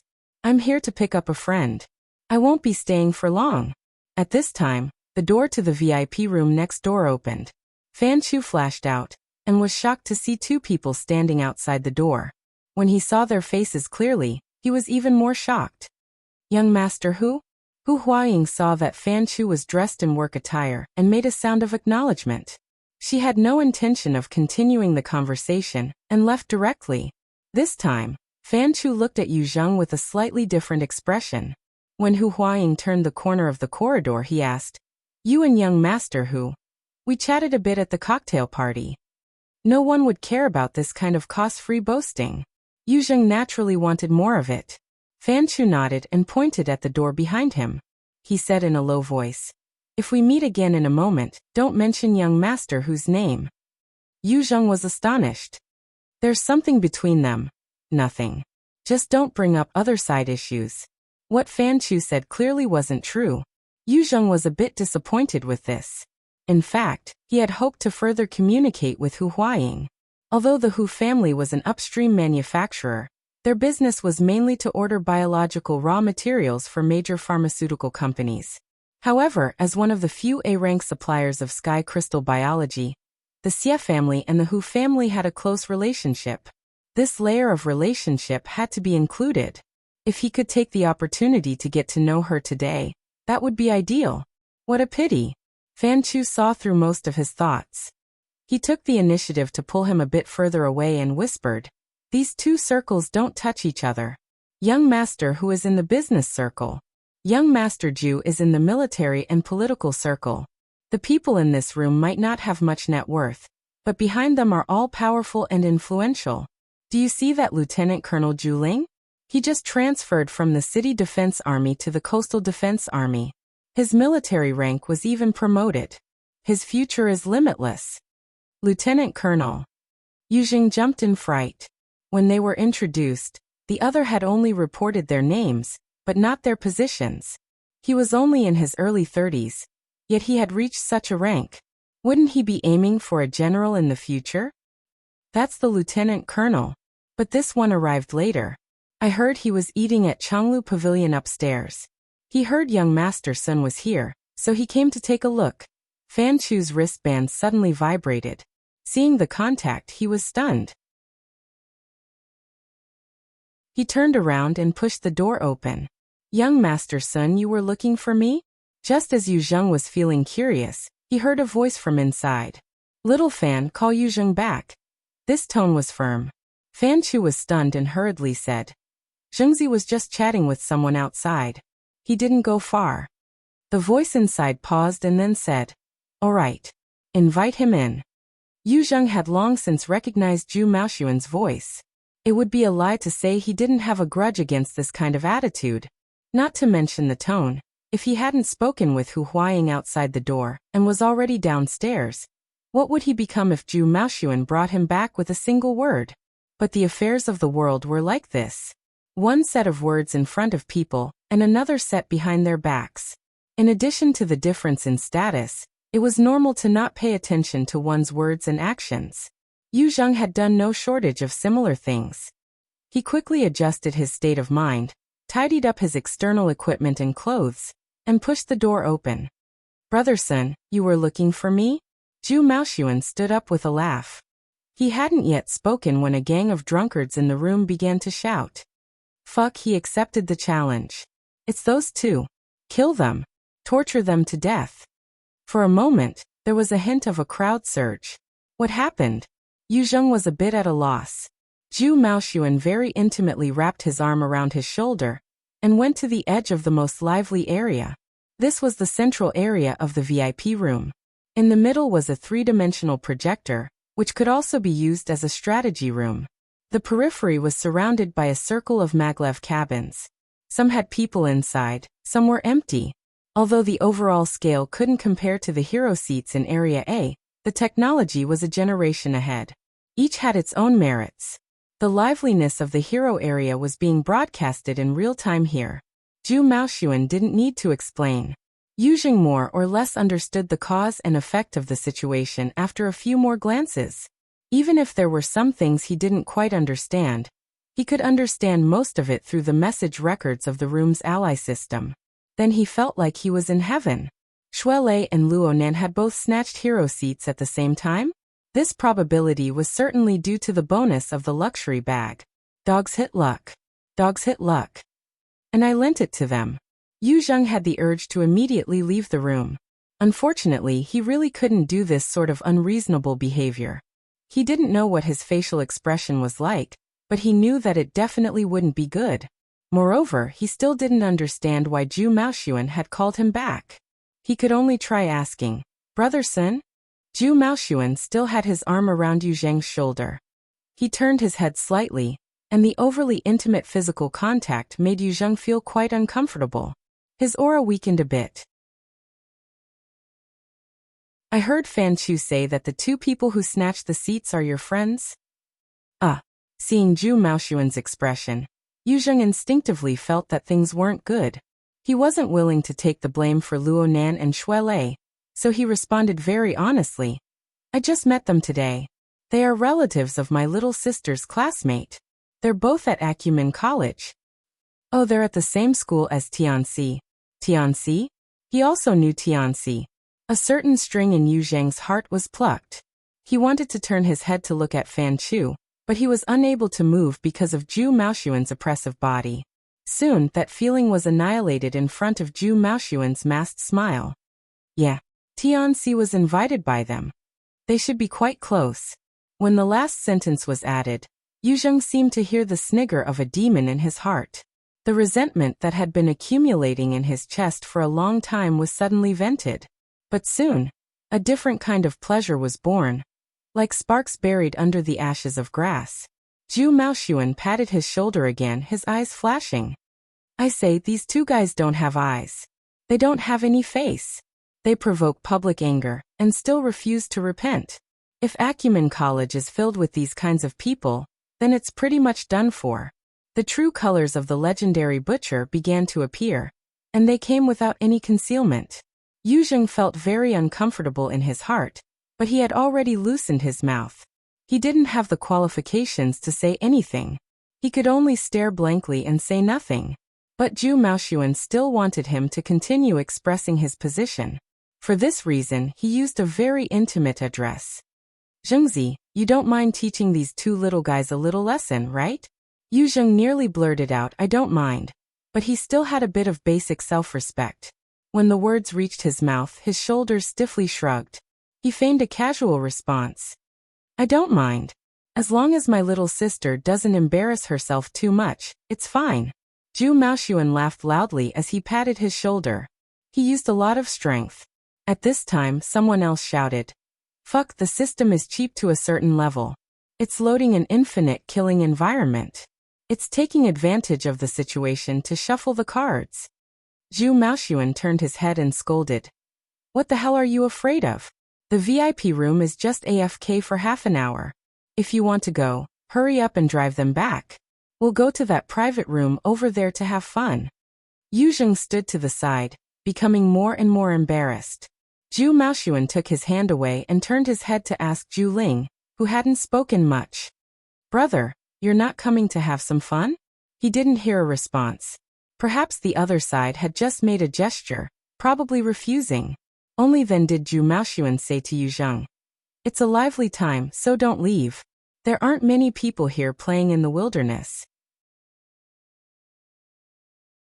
There are still empty maglev cabins. You'll have a bit more fun." It wasn't like Yu Zheng hadn't played in the VIP room's maglev cabins. He really didn't care. But since Zhu Maoxuan had offered an invitation, it was hard for him to refuse. He hesitated and said, "My peripherals don't match." "It's fine." "Rethink." "Oh wait. Little fan, there's a compatibility mode, right? There is. Fanchu didn't look for a technician. He personally came to test it.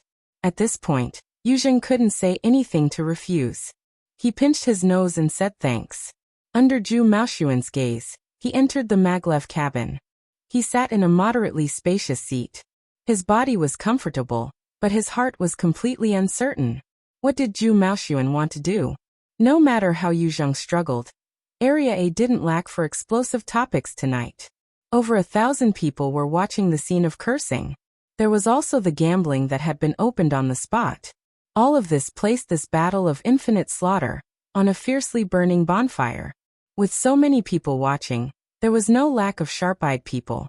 At the final loading stage of the environment, many people found something unusual when they saw the list of names.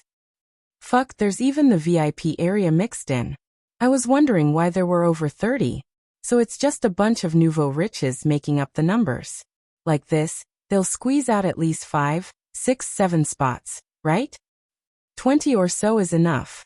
Come on, let's have a total annihilation. The VIP can open a fantasy breed. That's a boss template.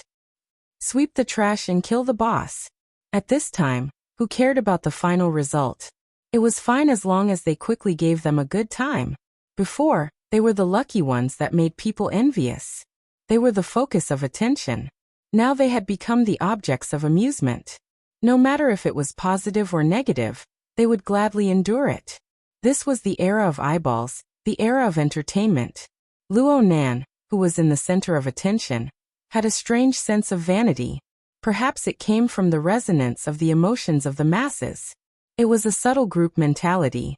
At the same time he saw through his own thoughts. He laughed out loud and switched hero characters.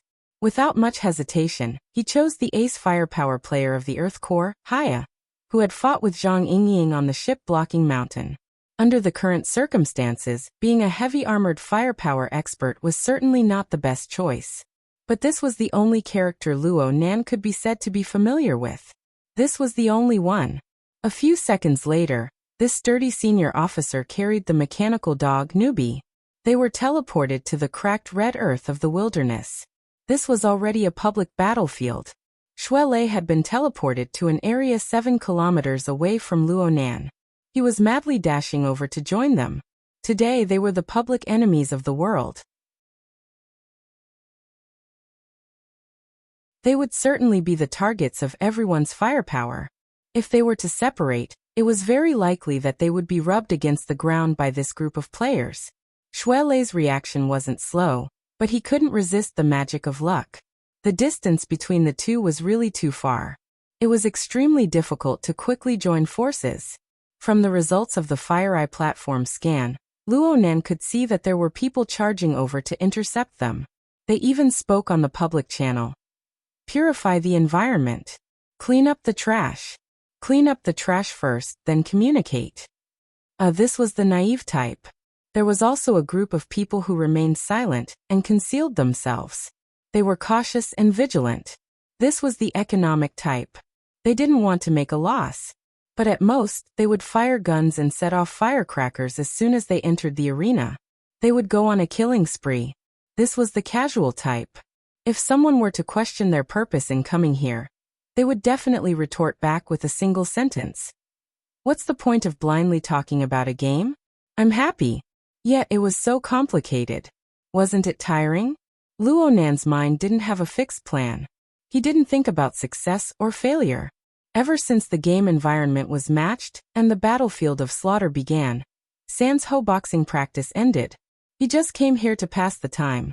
His consciousness fused into the character of Haya, and he brought Newbie along as he walked forward. But he was a bit far from the center of the battlefield. The movement speed of the heavy firepower gunner was also very moving. When all sides were moving quickly, he didn't know how long it would take for him to bring the first enemy into his range of fire. In this small circle, Mo Peng and the others hated that they couldn't personally participate. They were 10 times more excited than Luonan. The group of people screamed, "Taunt! Taunt! Voice control!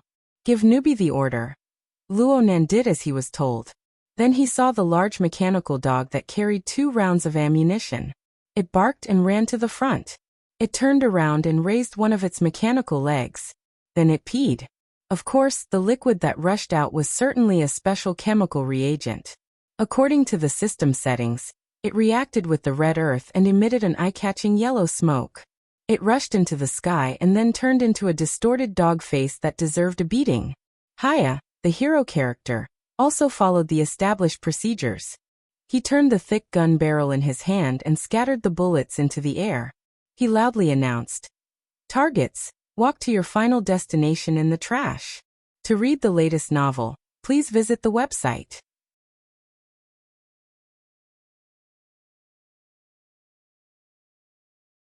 Chapter 400. F***CK. How shameful.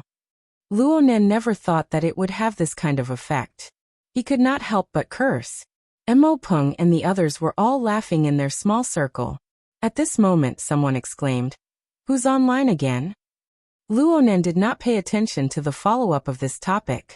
Everyone on the battlefield had noticed his existence due to the effects of the taunt ability, regardless of whether they were naive, economical, or casual. Most of them gathered over here.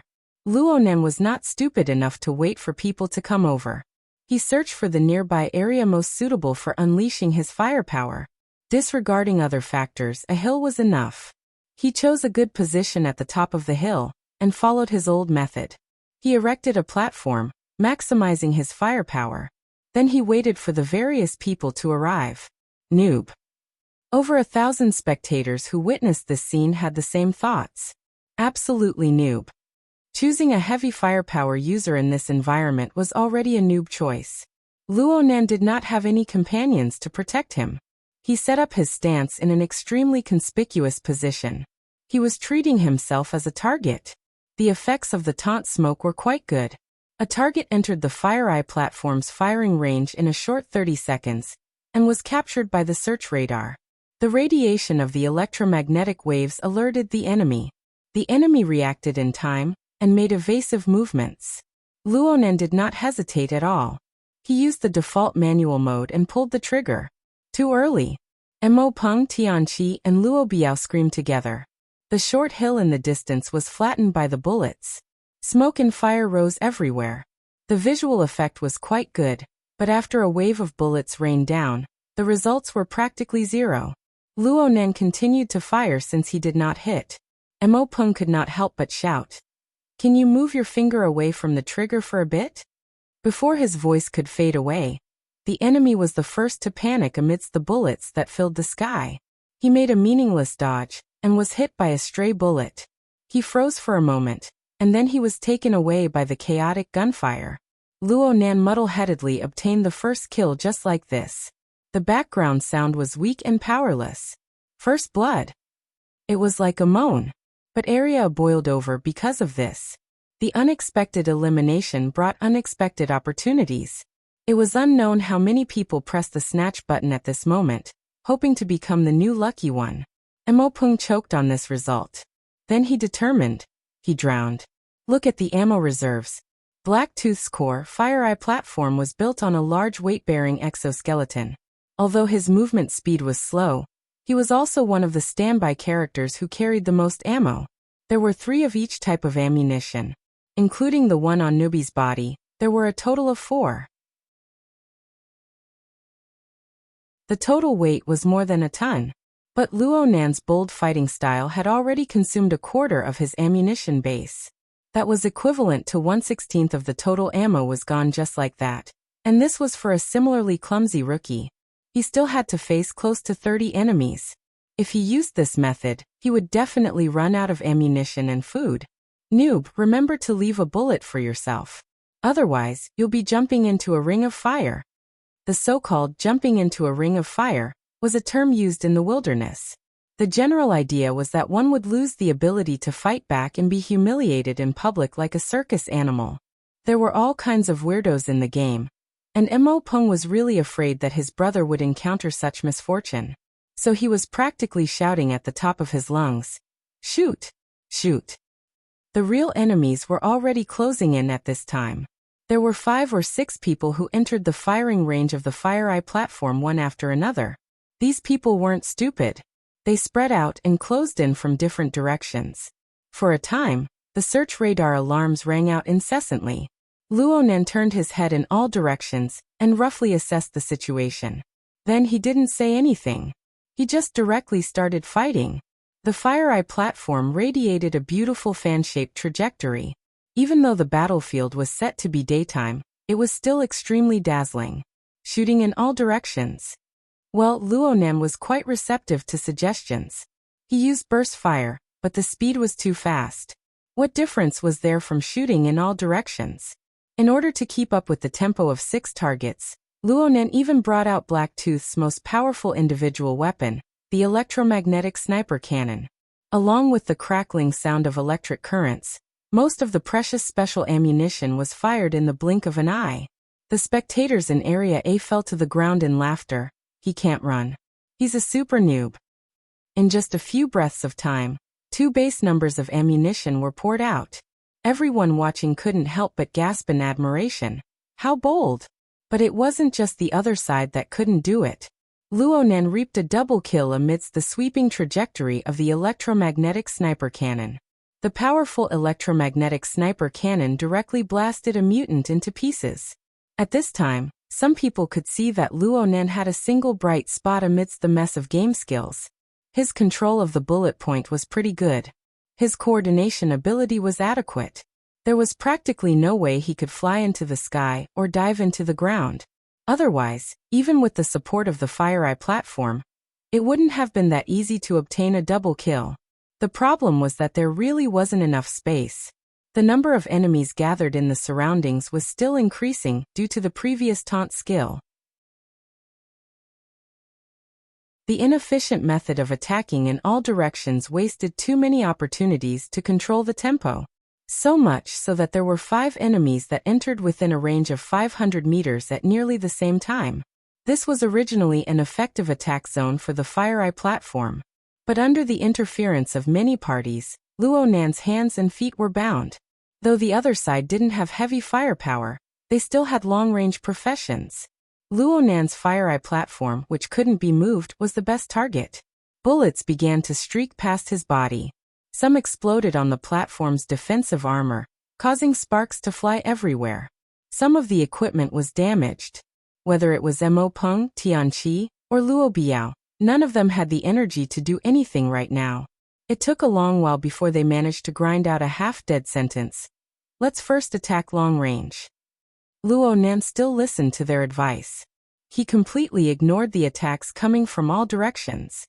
He concentrated his firepower on his own, hitting half of the 3rd base of ammunition before finally submerging the target. A triple kill. And it was an achievement of consecutive kills. The system's voice became deep and powerful. Haya has activated the killing mode. Okay, at least he didn't lose out on this tortoise punch. Mo Peng and the other staff officers didn't know if they should feel relieved or sullen. Luonan asked them for help for the first time at this time. What do we do with Haya's close-range attacks? This terrible question of sharpening a spear at the last minute made Mo Peng fall backwards in anger. Close my ass. He can play with you however he wants to when he's close. Switch targets. Hurry. Switch targets.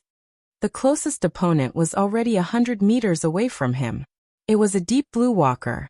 It was an exoskeleton that possessed both strength and beauty.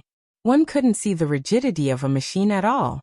The deep blue walker launched a snaking maneuver, drifting about. It was obvious that this was a veteran.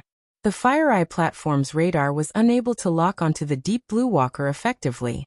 Luonan could only rely purely on manual operation at this time. But with Luonan's ammunition consumption, he might not be able to touch the deep blue walker, even if he used up half of the base of ammunition. Luo Biao sighed in despair. You can call it GG. Haya doesn't have a close-range attack. Luonan didn't use his ultimate skill of submerging bullets. Instead, he sank into the pit of close-range attacks. He could only lower his head to look for his equipment. Mo Peng's eyes burned with rage as he watched. He hated that he couldn't just reach out and seize control of the FireEye platform. In the end, it was Tianqi who pointed out. There's a hand cannon mounted on the right leg. By default, it's a burst shot, but it needs to be changed to a single shot. Otherwise, the recoil will be too strong. Luo Nan simply tossed aside the hindering electromagnetic sniper cannon. He reached out to touch the outside of his right thigh, and the corresponding device was triggered. Sure enough, a sinister hand cannon appeared in his palm. He simply took it. At this time, the Deep Blue Walker had already entered the 30-meter range. It began to push and accelerate, breaking through the sound barrier in the blink of an eye. F***ck. I can't even lift the gun barrel. Luo Nan really didn't lift the gun barrel. Instead, he just pointed it diagonally at the ground and fired a series of bombardments. The gun barrel, which was big enough to fit an infant's fist, pulsed slightly. The ground exploded into dust and smoke, flames and liquid. A miserable hiss could be heard. The messy red earth suddenly swelled up, and a twisted and broken arthropod screeched as it struggled out. This consumed the last of its health, and it fell to the ground, unable to get up again. Haya kills people like flies. Who can stop him? The system's voice forcefully reached a climax. Whoosh! The gasps of surprise from the spectators of Area A were like the wind blowing across the prairie. They pressed the overgrown emotions into a similar shape. Giant mole cricket.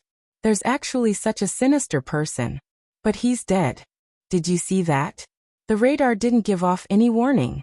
It didn't matter what species it was, or which player was driving it. This person was able to deceive the spectators, who had the omniscient view. This was admirable. But the result was that he was blasted into mush by the hand cannon. He died a miserable and sullen death. But how did he discover it? The intense advancement of the battle didn't wait for the spectators to sort out their doubts. The supersonic Deep Blue Walker had already pounced over. The alloy blade pointed forward, and the format of fire circulated on it in a cyclonic fashion. Cyclonic blade. This was already close to a fantasy martial technique. No one had ever seen it used in reality. The might of this blade could be said to be unstoppable. The blade flashed, and the defensive armor of the FireEye platform was directly split into two. It was softer than tofu. As for Luo Nan, he fell backward.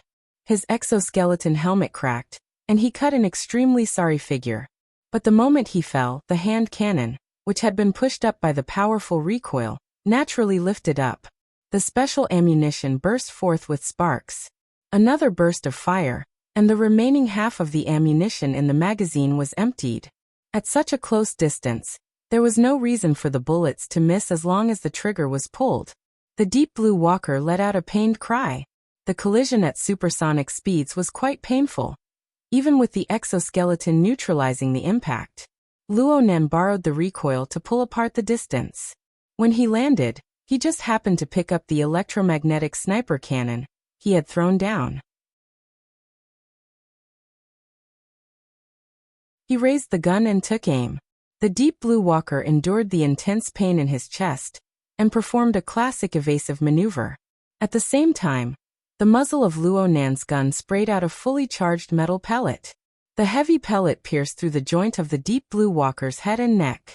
Its trajectory deviated slightly upwards, causing the head and half of the chest to explode. Soul strike. The system's voice exploded. Pentakill. The unstoppable Haya has filled the trash bin with the corpses of his enemies. Luo Nan let out a breath, lowered the gun barrel, and chuckled.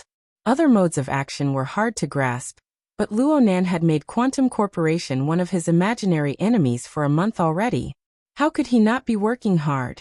Besides, he had watched the Deep Blue Walker fight before. He truly understood the classic movement modes of this toy. He had grasped the rhythm just right.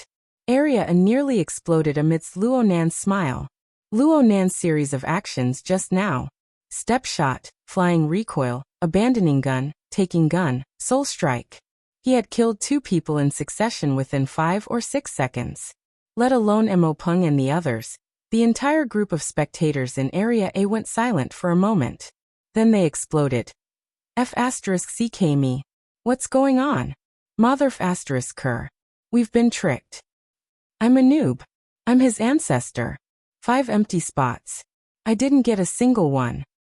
The chaos in Area A didn't affect the progress of the massacre battlefield. No matter how beautiful Luo Nan's actions were, he had only killed 2 people. The following enemies couldn't see the marvelous scene. They only knew that the target was motionless and the barrage didn't start again.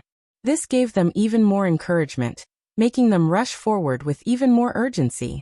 The FireEye platform had suffered an attack from the Deep Blue Walker's cycle blade, and most of its functions had been crippled. It was currently undergoing self-repair with great difficulty. Luonan held a cumbersome electromagnetic sniper cannon in his hand. He also had an empty hand cannon. His future prospects were bleak. In just 5 seconds, another player rushed forward. He also chose the mutant species. Coincidentally, Luonan was quite familiar with it. It was the enormous wasp like Feng Huang. Back on ship Lanshan, Zhang Yingying had chosen this hero character at the very beginning. Luonan really didn't have any other choice right now, but he didn't pay any attention to the approaching threat. Instead, he whistled. This was the system's default function. It was the signal for newbie to reload. Reload your bird's egg. Down. The player, who had victory in his grasp, announced loudly in place of the system. A dazzling blade light appeared in the next second. The player's lower back was chopped off along with the poisonous needle. It was a fatal blow. The blade light vanished, and a majestic figure wearing a minimalist exoskeleton armor stood there like a mountain. Shui Lei had arrived. No one could see how he arrived. In a short 2 to 3 minutes, he broke through the encirclement, crossed a distance of 7 kilometers, and killed his way to Luonan. Shui Lei had already killed 3 people in the time it took to fight and run. He had silently activated his killing mode. Of the 34 people who had entered, 10 had already been eliminated. 8 of them were the results of the 2 of them. Some of the thousands of spectators even forgot to seize the opportunity to grab a seat. They watched the live broadcast in a daze. Their minds couldn't wrap around what was going on. Papercut was probably the calmest of all the spectators. From his perspective, this kind of result was only natural. Perhaps a month ago, Luonan's other qualities were at the level of an ordinary person, aside from his terrifying accumulation of soul strength. But as his cultivation progressed, his soul strength returned, and the imbalance between his body and soul was gradually smoothed out. He was undoubtedly in a period of rapid transformation. His absolute strength was limited by his physique. It couldn't be considered outstanding, but his endurance, balance, coordination, reaction speed, and other indicators had all exceeded the scope of an ordinary person. The foundation of a skyscraper was compared to a few simple rooms. Even if the height was about the same, their essence was completely different. Whether it was shooting randomly or wasting ammunition, Luonan had been observing and capturing the rhythm. Otherwise, he would have been able to kill the enemy 3 times in a row from a distance of several hundred meters. Did he really think that it was luck? This point was most evident in the instant he achieved a pentakill. Though his opponent had entered the realm of supersonic speed, their reaction speed was a light year apart. They were 2 completely different worlds. However, there was one thing that Papercut really didn't understand. He simply asked, "How did you discover that giant mole cricket?" "I sensed it." Luonan was calm now. He slowly reloaded through the robot dog newbie, and answered as if it was a matter of course.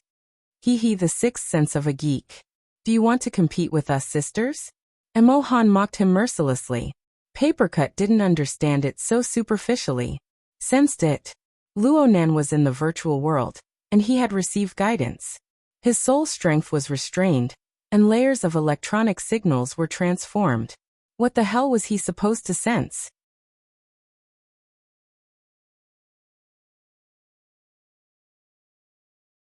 Chapter 401. It's just a reaction. What else could it be? Luonan's answer was very brief, but he wasn't lying or brushing it off. His mental senses had been withdrawn for now, but his senses on the living starry sky level still existed.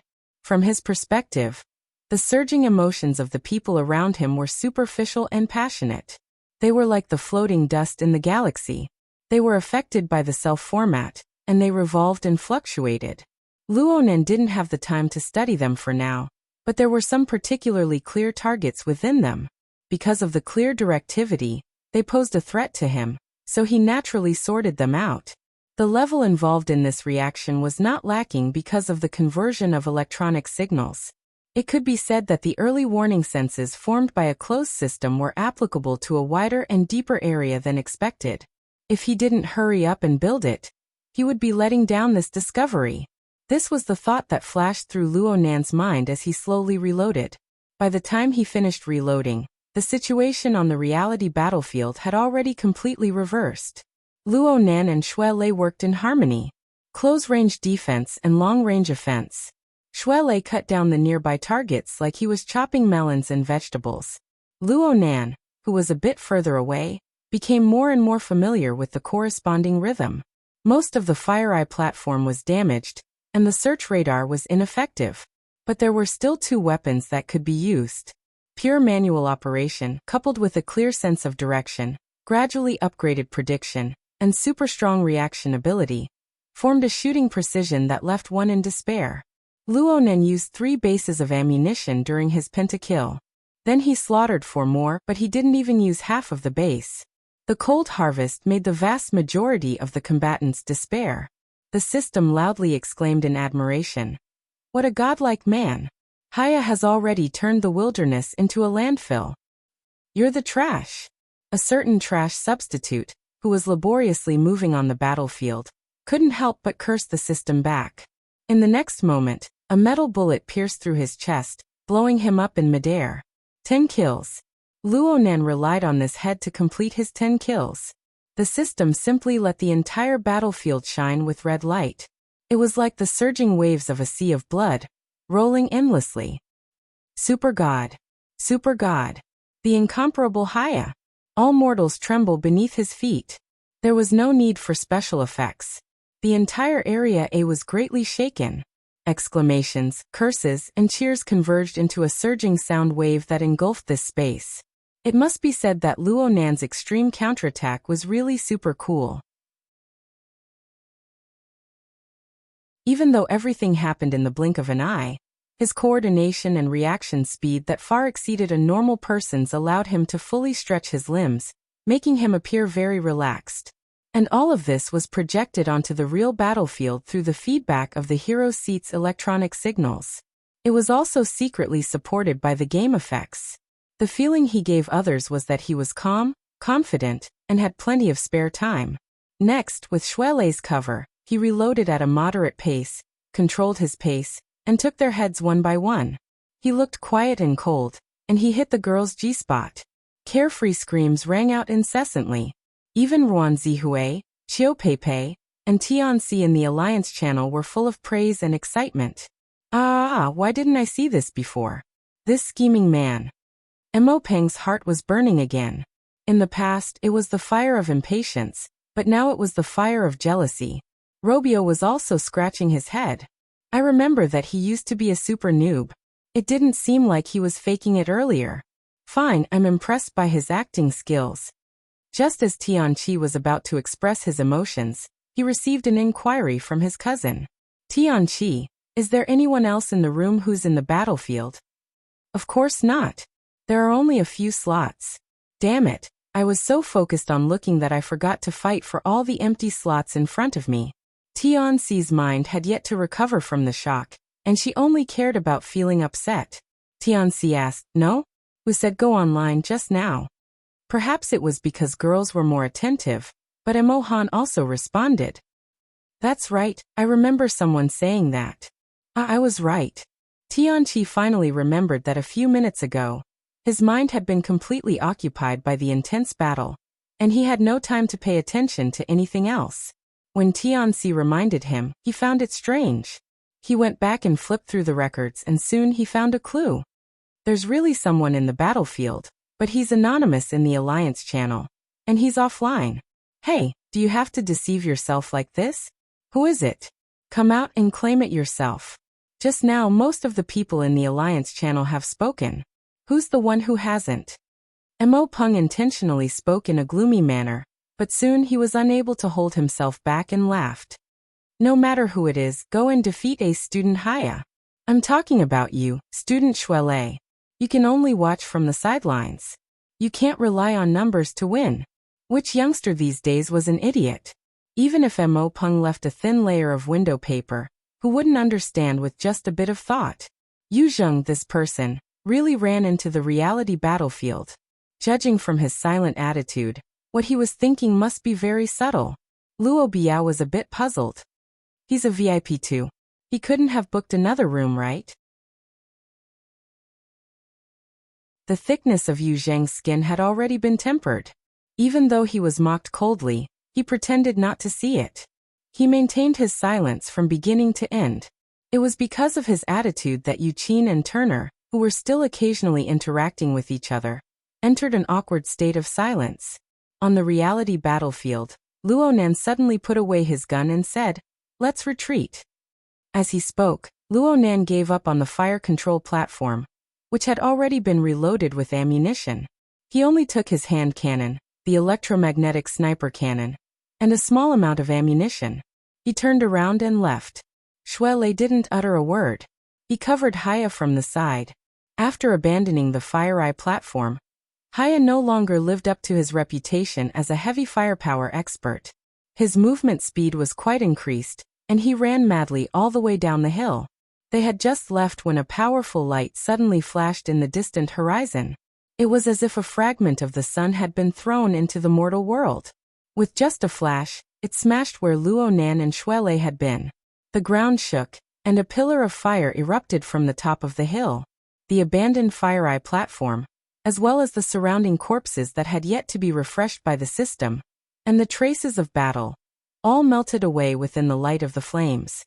Oh my, a mid-range particle cannon? Area A was in an uproar.